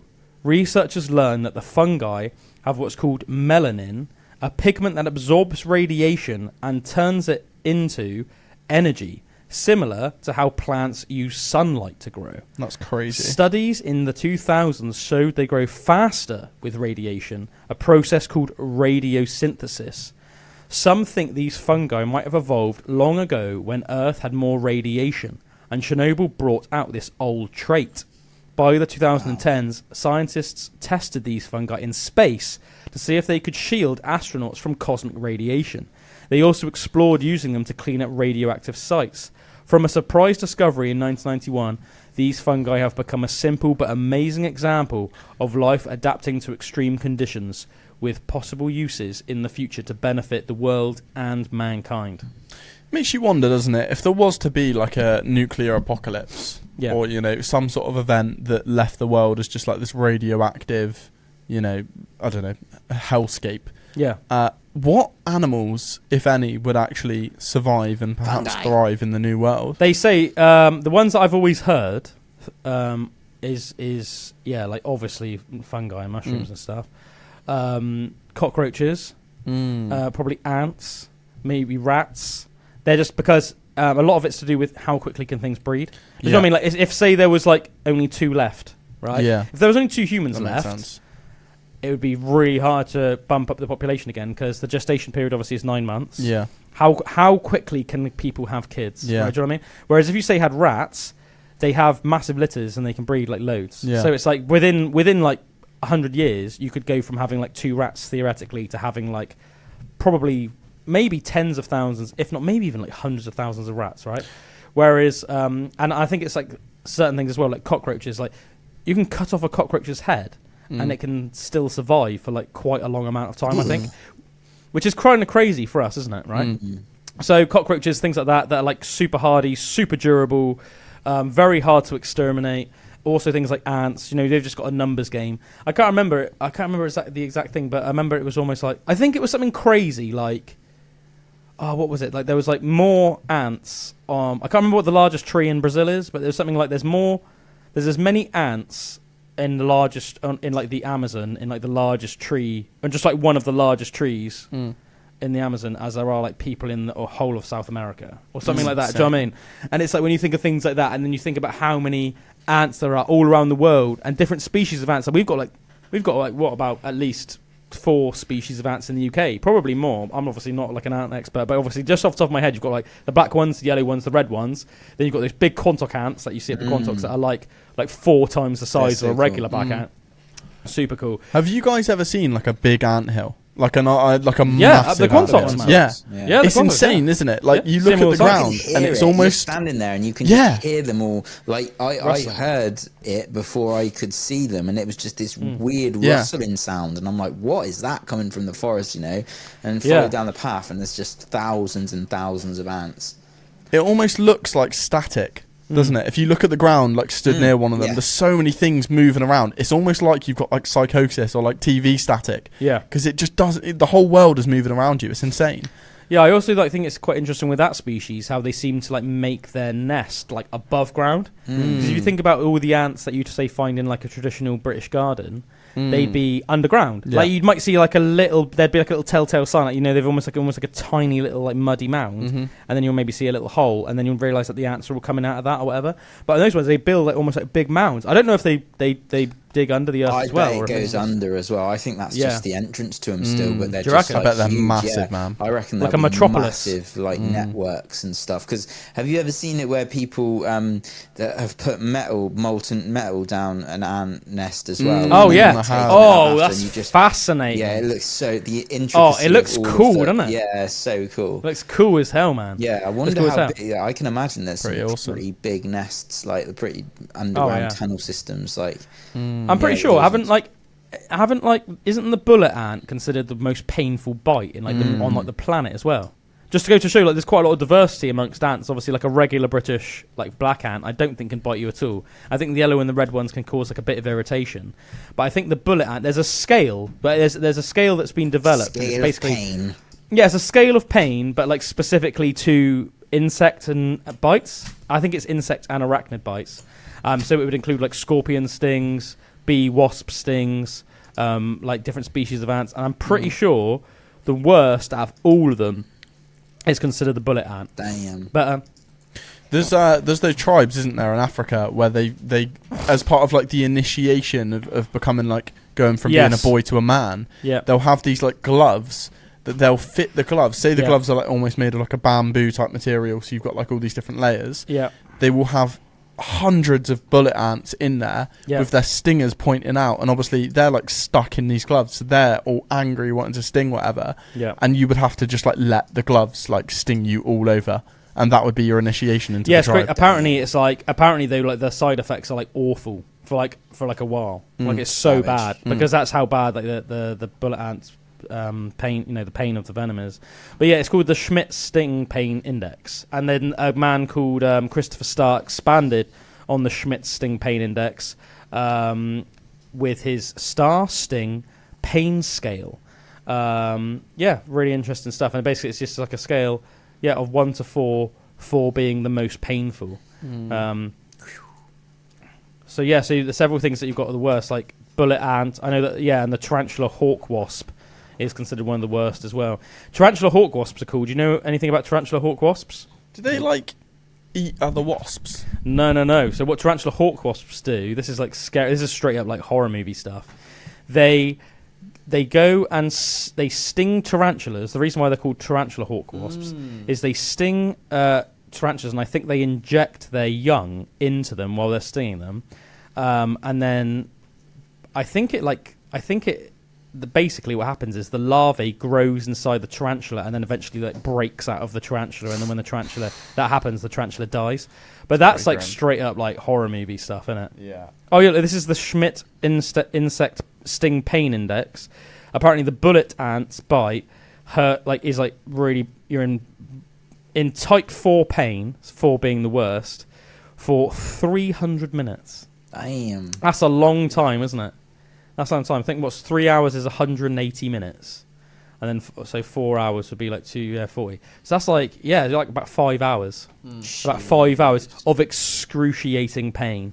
And then you've got the tarantula hawk wasp is really just as painful, but only for 5 minutes. And then you've got another species of wasp called the warrior wasp, which is as bad for 150 minutes, so still super bad. But it's quite interesting to put into perspective how bad this is comparatively. It says a yellow jacket wasp, which is something that more people who have been stung by, is moderately painful for where does it say? I've just lost it. 10 minutes. Moderately painful for 10 minutes. So that's crazy, isn't it? That is absolutely crazy. Don't they think that if all the ants in the world worked together, they could kill all the humans? They could be the dominant species if they all teamed up. I've heard that before as well. That but they're not. I think it depends on the scenario, because I think there is trillions and trillions of ants there. Yeah, I reckon there is, but I think that there's a tarantula hawk wasp there with a tarantula. Look. Quite big. I think they're freaking huge, man. They're freaking huge. Yeah. They're a lot bigger than a regular wasp, and also they've got quite menacing colourings, haven't they? Like black bodies and then these orange wings. But I think it depends on the scenario, who would win out of humans versus ants if all the ants in the world teamed up in some superpower. Because you got to bear in mind, we are quite clever species, aren't we? And imagine if we just imagine if all of humankind's resources were suddenly put into just trying to exterminate ants. Yeah. Every person was just putting all their effort into just finding ants' nests and just pouring boiling water down on them and just stepping on them left, right, and centre. And every army around the world was just sending up flamethrowers and just do you know what I mean? Putting just blowing up freaking forests, just blowing up forests that had ridiculous amounts of colonies in, and chucking napalm down there. And do you know what I mean? It's probably do a lot more damage to the world. Put ants on. Yeah, man. Yeah. Do you know what I mean? It's and just finding bunkers and places where ants can get to. I'm sure if you made this stainless steel bunker, there's no ant species could bite through that, for example. No, I almost imagine the only way you'd be able to fully wipe them out there would be almost turning the world into what when the exterminators come and they put up one of those big tents. And they'll gas out the entire house to get rid of whatever vermin or insects. I reckon that's the only way you could wipe them out. It's just doing that to the whole world. Also, going in a bunker. This is movie plot now, but if that did happen as well, let's face it, the higher ups would probably not care too much about the bottom of the lowest rungs of our species. Yeah, man. So they'd probably just spray it from airplanes, and a lot of people would be like, we'd just see the big dome come over us and be like, uh-oh. And they'd be like, well, as long as there's enough humans just replenish our societies and stuff, we're okay in our in their little fallout. Yeah, in their fallout shelters. Yeah. Yeah, man. It's crazy how much stuff is in series and that about that kind of thing. Fallout, and I just watched that one called Silo, which is amazing as well. About, post-apocalyptic stuff. It's it's apocalyptic world. Yeah. How did we get here? Yeah. Oh man, who doesn't love a good post-apocalyptic thing? And obviously what's that program that's based on that video game as well? The Last of Us. Oh yeah. Surely the second season of that's coming out soon. It's been filmed, I believe, or it's in filming. But, yeah, with like the mushroom people essentially. I love the Fallout as well. Fallout's amazing. I still haven't seen it. Mate, Fallout's really so good. I really need to see it. Yeah, I really need to see it. I want to see it. Cool, I don't as well. Not as cool, but just pretty cool. No, that's cool, but pretty cool. Pretty cool. Yeah, man. It's quite intriguing, and I love as well, like 28 Days Later and 28 Weeks Later. And was I talking to you about that the other day? I was talking to someone about 28 Days Later the other day, and like, isn't there like 28 Weeks Later and stuff as well? And then like 28 Years Later is coming out in the cinema next month. Yeah, so that's coming out in the cinema next month. 28. I really want to watch 28 the years other later. two, because I think I've seen 28 Days Later, but I haven't seen 28 Weeks Later. That was like Cillian Murphy's like first big movie, wasn't it? He's obviously quite a famous actor nowadays, like very well regarded. But yeah, funnily enough, I watched 28 Days Later on Saturday. Oh yeah, like for the first time. Yeah, because I'm slowly almost like trying to wrap myself up to go to the cinema to watch 28 Years Later. So mate Tyler came over. Like watching it again. Oh, it was great. Oh, great. Nice. You can tell it's on like it's impressive as well, because I think but it adds to the charm of these sort of movies. It reminds me a little bit of like the original Star Wars, like a New Hope. Like you can tell that because it was the first one in the franchise, the budget was a bit lower, but it's a bit more like charming, and because they can't rely on the budget, everything else has to be flawless. And that's what I really found about 28 Days Later, like the acting from Cillian Murphy, the atmosphere, the score, like, and don't get me wrong, the budget must have still been pretty big, because there were like scenes in London and scenes on like big motorways in the UK where they must have had to like completely cordon off the area to film some scenes, because there's scenes where like Cillian Murphy's walking over London Bridge and there's like nobody. Can you imagine the amount of money it would take in a city like London to literally be like to cordon it off to the point where there's not a single person from like a wide shot freaking still, and there's not a single person in sight? That's crazy. Even for just like an hour, it would be ridiculous. Oh man, the amount of people would be kicking off as well. And that, I need to go to work. I need to go see my nan. Like, you know what I mean? It'd be like crazy. And like, don't get me wrong, when I'm saying that, like, I understand that. Do you know what I mean? Like, I understand it. But yeah, they must have just had so much money to do that. But yeah, it's a great movie. I really enjoyed it. And then within the next couple of weeks, I'm going to watch 28 Weeks Later. I remember I really loved that as well, and it's got this actor called Robert Carlyle in it, who he's a great actor as well. He was in this movie called Plunkett and McLean that I remember I really liked when I was younger. He's a really good British actor. He's like one of those people you'll probably recognise his face. He's been in quite a lot of stuff. He doesn't seem to be in so much stuff nowadays. I don't know if he has just stopped acting, but in the 90s and in the 2000s, he was in like... who I thought. It's the guy out of Full Monty. Yes, he's in Full Monty, he's in Plunkett and McLean, he's in 28 Weeks Later. He was in quite a lot of stuff in the 90s and the 2000s, but he's one of the main characters in 28 Weeks Later, and I remember thinking that was like, I remember like enjoying that pretty much as 28 Days Later. So and I like the basic premise of it, how it's like, okay, so because in 28 Days Later, it's a bit like The Last of Us. Maybe The Last of Us might have even copied it a little bit. It's not fungi, but it's not like so much of like, it doesn't rely. It relies more on science than the supernatural in terms of like setting up the premise for it. So the same way that So the same way that in The Last of Us, it's like a fungi has evolved. In this one, it starts from like a virus. The same way animals can have rabies and stuff like that. Well, it's almost like there are these chimps that are being tested on in labs, and it's because they have this like crazy disease, and scientists are like trying to study it. But then all these like, I don't know if they're supposed to be Greenpeace or whatever they are. Like sometimes people like break into labs and they'll let animals out and stuff like that. They unwittingly think they're doing something good at the beginning of 28 Days Later. So they break into this lab. This is how the movie begins. And then there's a scientist in there, and they like have him up against the wall with like a bat, and they're like, "Don't freaking move," and all the rest of it. And they're like, "You sick bugger," and all that, because there's like these chimps in these cages, and he's like, "You don't know what you're doing. You don't know what you're doing." And he's like, "Oh," and then he like they break out the chimps, and he's like, "No," and then the chimp bites the woman.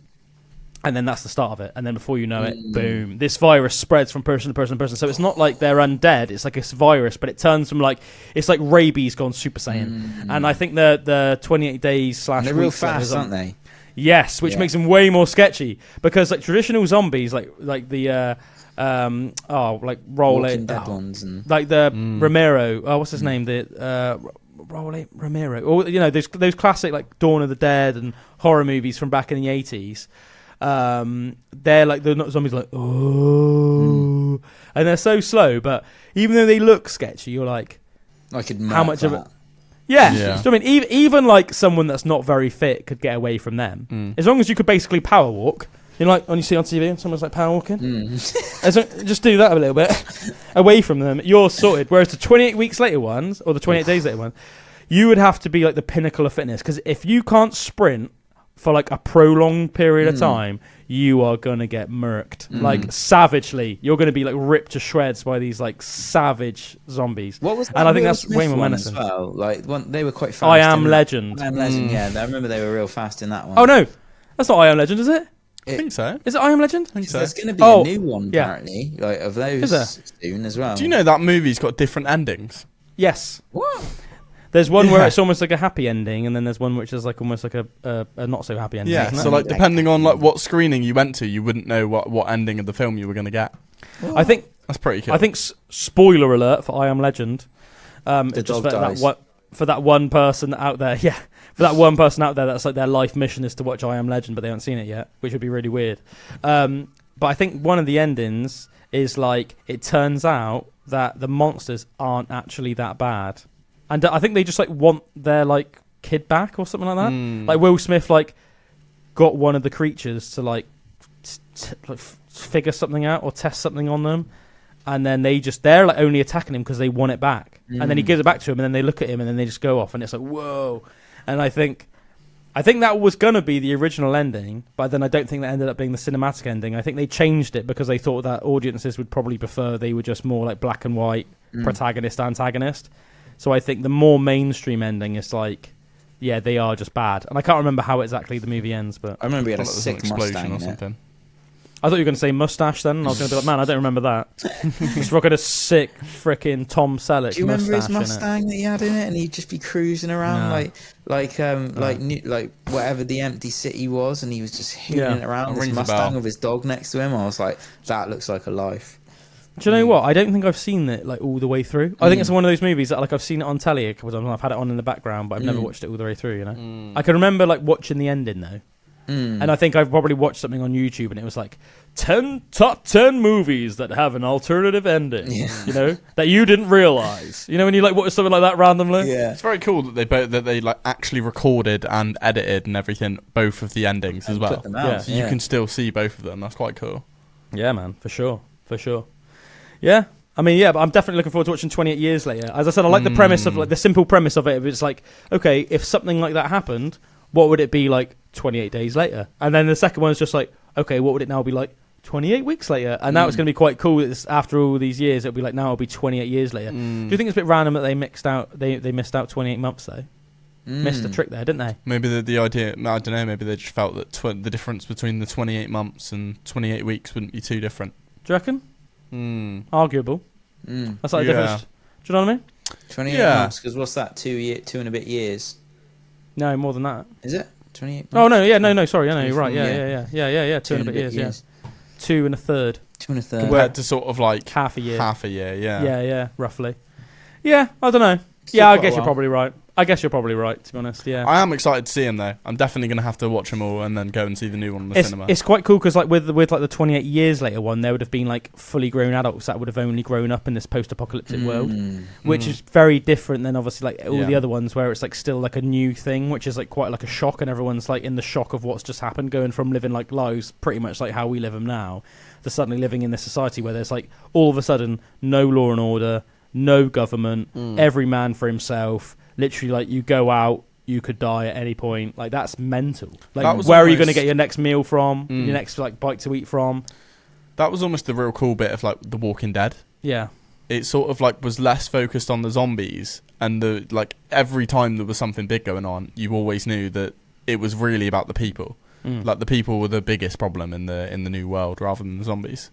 Yeah, I mean, and that is almost a little bit touched on in the 28 Days franchise as well. 28 days and 28 weeks and everything. Because I think it's good when like they can balance both of those things. I like how in 28 Days as well, they mention how like not all of the world has like fallen to the virus. So like apparently like in the movie they mention how like America went into like quarantine and like everyone in North America is just living fine like normal. But they're aware of what's going on in Europe, and it's like they just basically obviously just like blocked all freaking planes in and out of Europe and stuff like that. And it's like, and like they're talking about it, like, I can't believe there's some guy in North America just getting home from work, giving his wife a kiss, and we're doing this. Like, oh, you know. But it's like, it's cool, you know. It always makes it cooler that there are like some countries in it that are like just living normally, and it's like, whoa, yeah, that'd be mental. Do you reckon any of this stuff is a premonition of like what's to come in our society? I don't think zombies ever would. But I just think bodies would shut down. When you see the weird stuff like the fungi thing, like how like the cordyceps, or like the fact that the chimp is almost it's almost like a rabies thing. Like, we know rabies exists. It's like more relatable, isn't it, or like realistic than just like zombies. It's like there be this thing that's like, because there's those ants that take over the fungi that takes over the ants, and they grow out of their brain, and they make them literally like they make them go down to like the ideal mating spot, or not mating spot, the ideal spot to be born or whatever. Yeah. It's like I almost wonder stuff like that happens, because I assume the fungi is actually controlling the ant, right? But then the fungi's main competition is against another ant. You know, from then on, because it's fighting other ants or whatever, or trying to infect other ants. So I think if you had a fungi that infected a human, that fungi probably isn't going to be as intelligent as the human. You know what I mean? See, I disagree with the fungi, with the intelligence thing. Like, as a species, I think fungi are way more intelligent than humans in the respect of like what they like. I think they're almost they've gone further than humans. Like, do you know what I mean? Like, when you think like they can survive through spores, can survive through space, and like crazy. I would argue though that's not intelligence, that's adaptability. That's different. But do you know what I mean they've like evolved to survive? When you think of like the underground and mycelium network is like the biggest living organism like on Earth is a mycelium network, and how it has I'd say it's intelligence of being able to take nutrients from one part of the forest to a tree in a different part of the forest to give that the nutrients that it's deficient in and stuff. Like, do you know what I mean? It's almost like next level of intelligence. But then I suppose that's just nature, isn't it? Like, our bodies have the intelligence to like heal themselves, but we don't understand how that's actually happened. It's just like exactly. Like nature's like, intelligence. It depends. It depends how you intelligence. No, yeah, exactly. And it also depends how you define intelligence. And I think that the problem with this sort of conversation is there are lots of different ways that you could define intelligence, and there are lots of different types of intelligence. Because when people like trip on mushrooms and that as well, like they talk about speaking to the intelligence of mushrooms, and it's like they'll have like full-on conversations, and the mushrooms will like teach them things and stuff, like teach them things about consciousness and about like But we don't know for certain why that is happening. We don't know if it's just the intoxicant in the mushroom that is making people think that, or if that is actually happening. So until we can accurately gauge that, there's a question mark on that, isn't there? Like that could be. But I find it intriguing that they say that. Oh, it's definitely intriguing. Like the network of like fungi and mycelium and all of that is like this, is the way it's like grown and adapted, and the way it's evolved is like this multi-world species, and it knows to propagate itself. It can like send its spores around. I think the with nature in general, nature is fascinating and nature is mental. But like, even we were saying with the ants earlier on, like an individual ant isn't obviously very intelligent at all, right?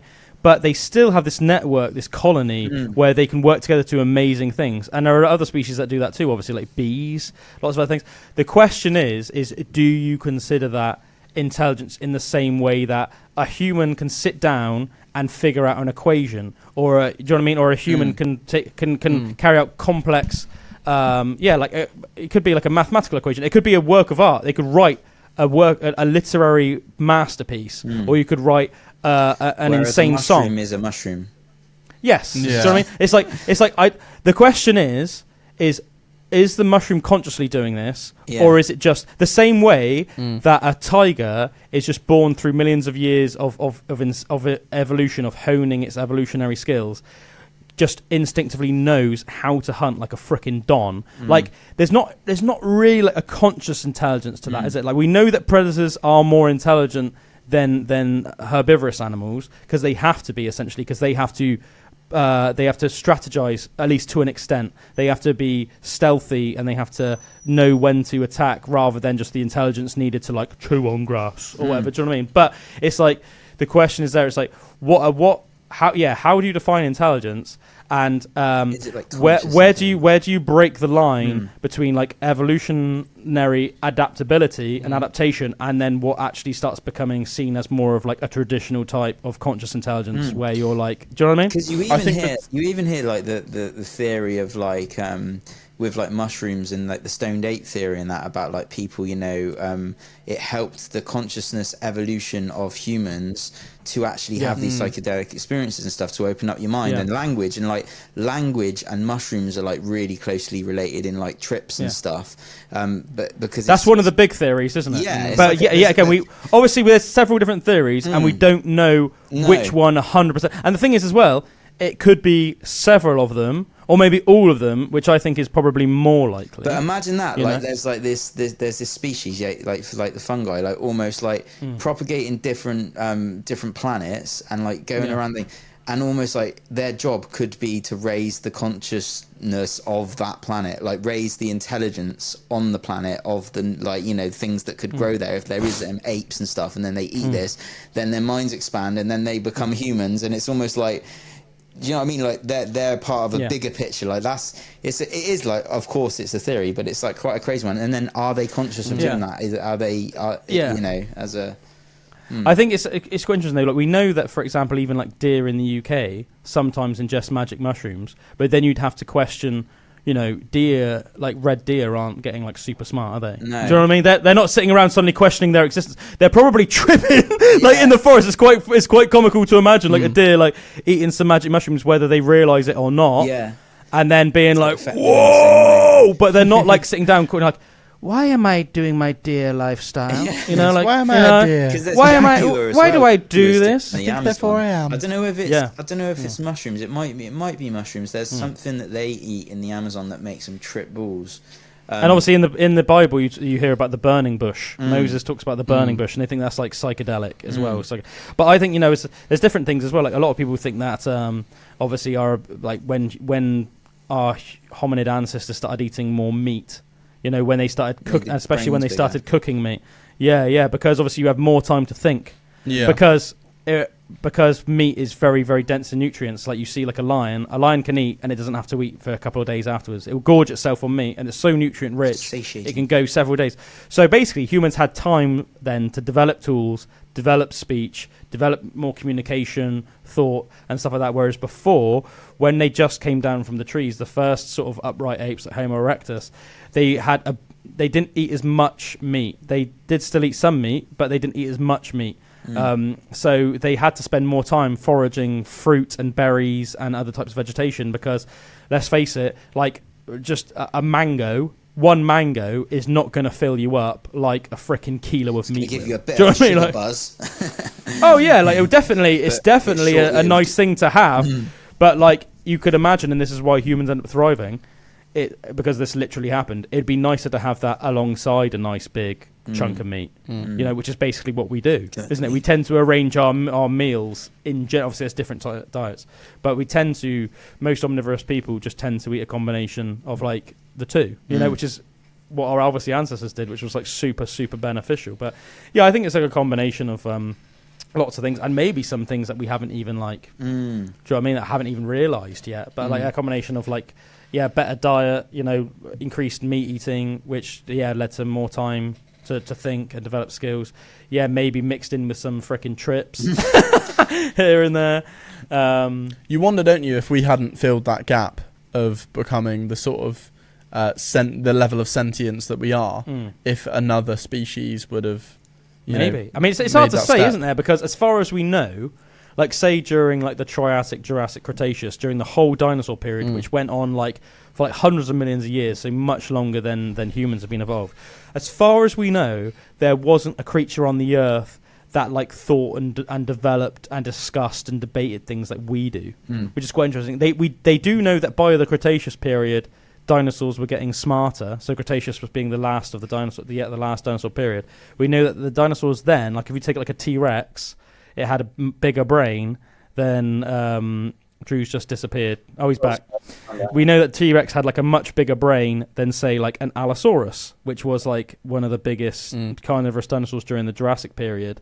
So that's quite interesting, isn't it? It'd be interesting to know if time went on and there wasn't the extinction event, the K2 extinction event, which wiped out most of the dinosaurs, or at least all the big ones, the ones that didn't end up evolving into chickens and stuff. Like, it'd be interesting to know if do you reckon like a dinosaur would have eventually evolved like us? That would have like thought, developed technology and that. They've been around for a lot longer, like millions of years, wouldn't they? And I would have thought, if it was going to happen, it probably would have happened in those millions of years. Yet we've been here a lot in a shorter time. Yeah. But how much of that is like a perfect storm? Like they say, isn't it? A lot of it in life, a lot of life can sometimes be luck. Like there's like the saying, like it's not what you know, it's who you know. And I think there's definitely an element of truth to that. Things like that. You'll see like celebrities that have like a massive net worth, and you'll think, man, this person isn't very talented. They're not very intelligent. They're not very talented. But you can't argue with the fact that they've got a net worth of like millions. There are also, but they're on the flip side of that, they're extremely talented, very intelligent people that maybe don't have a penny to their name. Like life doesn't always like make sense. Do you know what I mean? Like a lot of times it's like a perfect storm of things. Like as we said, it could be like what are the chances that that perfect storm of the first upright apes that decided that they realized if they worked together and like made a spear, that then all of a sudden they could take down much bigger animals that previously they would have been scared of, but now they were hunting them, and then they can eat them, and then they can spend more time thinking, and then one of the day they're sitting around, they take some freaking magic mushrooms as well, then the next thing you know, that's blowing their horizons open, and then they're thinking about more and more in-depth stuff, and then all these different things. It's like a perfect storm, isn't it? So it's like maybe that perfect storm just didn't happen to dinosaurs, even though they were around for so much longer. Yeah, and even things like the atmosphere and stuff as well, like that could play into it. There would have, it would have been hotter in the dinosaur periods, and there would have been more. Funnily enough, I think there would have been more oxygen as well. Oh, was there? I thought it was higher oxygen content. This is off the top of my head. Fact check me, people. Higher oxygen content, and it would have been hotter in general as well, and that's one of the reasons I think the dinosaurs grew so big, because if there's more in more oxygenated areas and in hotter areas, you tend to find bigger animals. I mean, especially if you think about hot countries on the planet Earth. You think of like the continent of Africa, and also say like South America, where you see like some really big creatures, or elephants, crocodiles, rhinos, lions. The big five, as they call it in Africa, and then obviously in South America you've got like giant anacondas and some really mental massive fish and things like that. It's because it's a very hot climate, isn't it? And also a lot of wilderness, so there's probably lots of vegetation and trees pumping out oxygen into the atmosphere as well. I think in the grand scheme of things as well, it's such like a domino effect when a species makes that step to start to become more sentient or more intelligent, so to speak, that who's to say, let's say there had even been 5,000 more years of the dinosaur period, that they couldn't have made leaps and bounds of change in that short time. Yeah, who knows? I think they know that, as I said, they know that T-Rex was very intelligent compared to most other theropod dinosaurs. And I think like the raptors as well, they think the raptors were like very clever. They were like pack animals, and that they had like very good communication skills and things like that. The more research that's been done on them, they could like communicate like a pack of wolves, like they would have had like an alpha and a beta, and they could have strategized hunting and stuff like that, which is really cool, isn't it? But man, wildlife, the animal kingdom is fascinating. And it's interesting as well. I think where like we've got more emotional intelligence and that, or just we're on a different level as human beings. But when we're around any animal, like I find it really fascinating about like taming, and like and the ability that we have to affect another species. So that we made dogs. Like we made dogs, and you look at the way they are. Just the interactions that you can have with your pets that are different to wild animals, like completely different. Like they become like different things, and and there can be pretty much any animal in the world that can like be tamed by a human if it's from birth. Like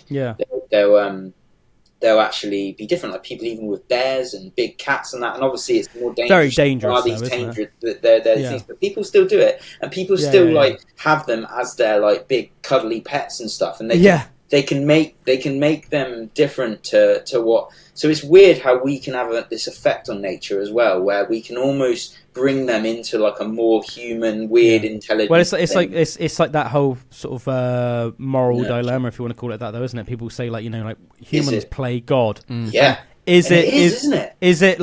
Is it all right that we play God? It's weird, mate. Or is it not? Because it's like we if you can definitely do it. Yeah, we hypothesize like, do we have like a God above us that have created us? But we have that effect on the world around us. The moment that you can like manipulate the world around you, you sort of are playing God. You can affect the evolution of other animals. You can affect the trajectory of your own planet and your own species. It's sort of mental, isn't it? The influence we've had on the world in the short period of time that we've been around is like ridiculous. Oh, it's mad, isn't it? It's crazy. Yeah.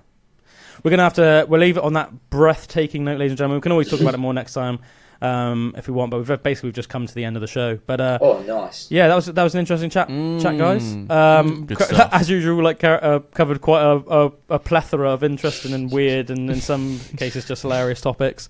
But yeah, thanks everyone for listening today. You can listen to Pandora's Box on AW Radio. If you don't already, please go give us a follow on YouTube, Spotify, Instagram. Really helps us out. Like, comment, subscribe, all that good stuff. And yeah, have a beautiful week. We love you. We'll see you next time. Yeah. Bye-bye.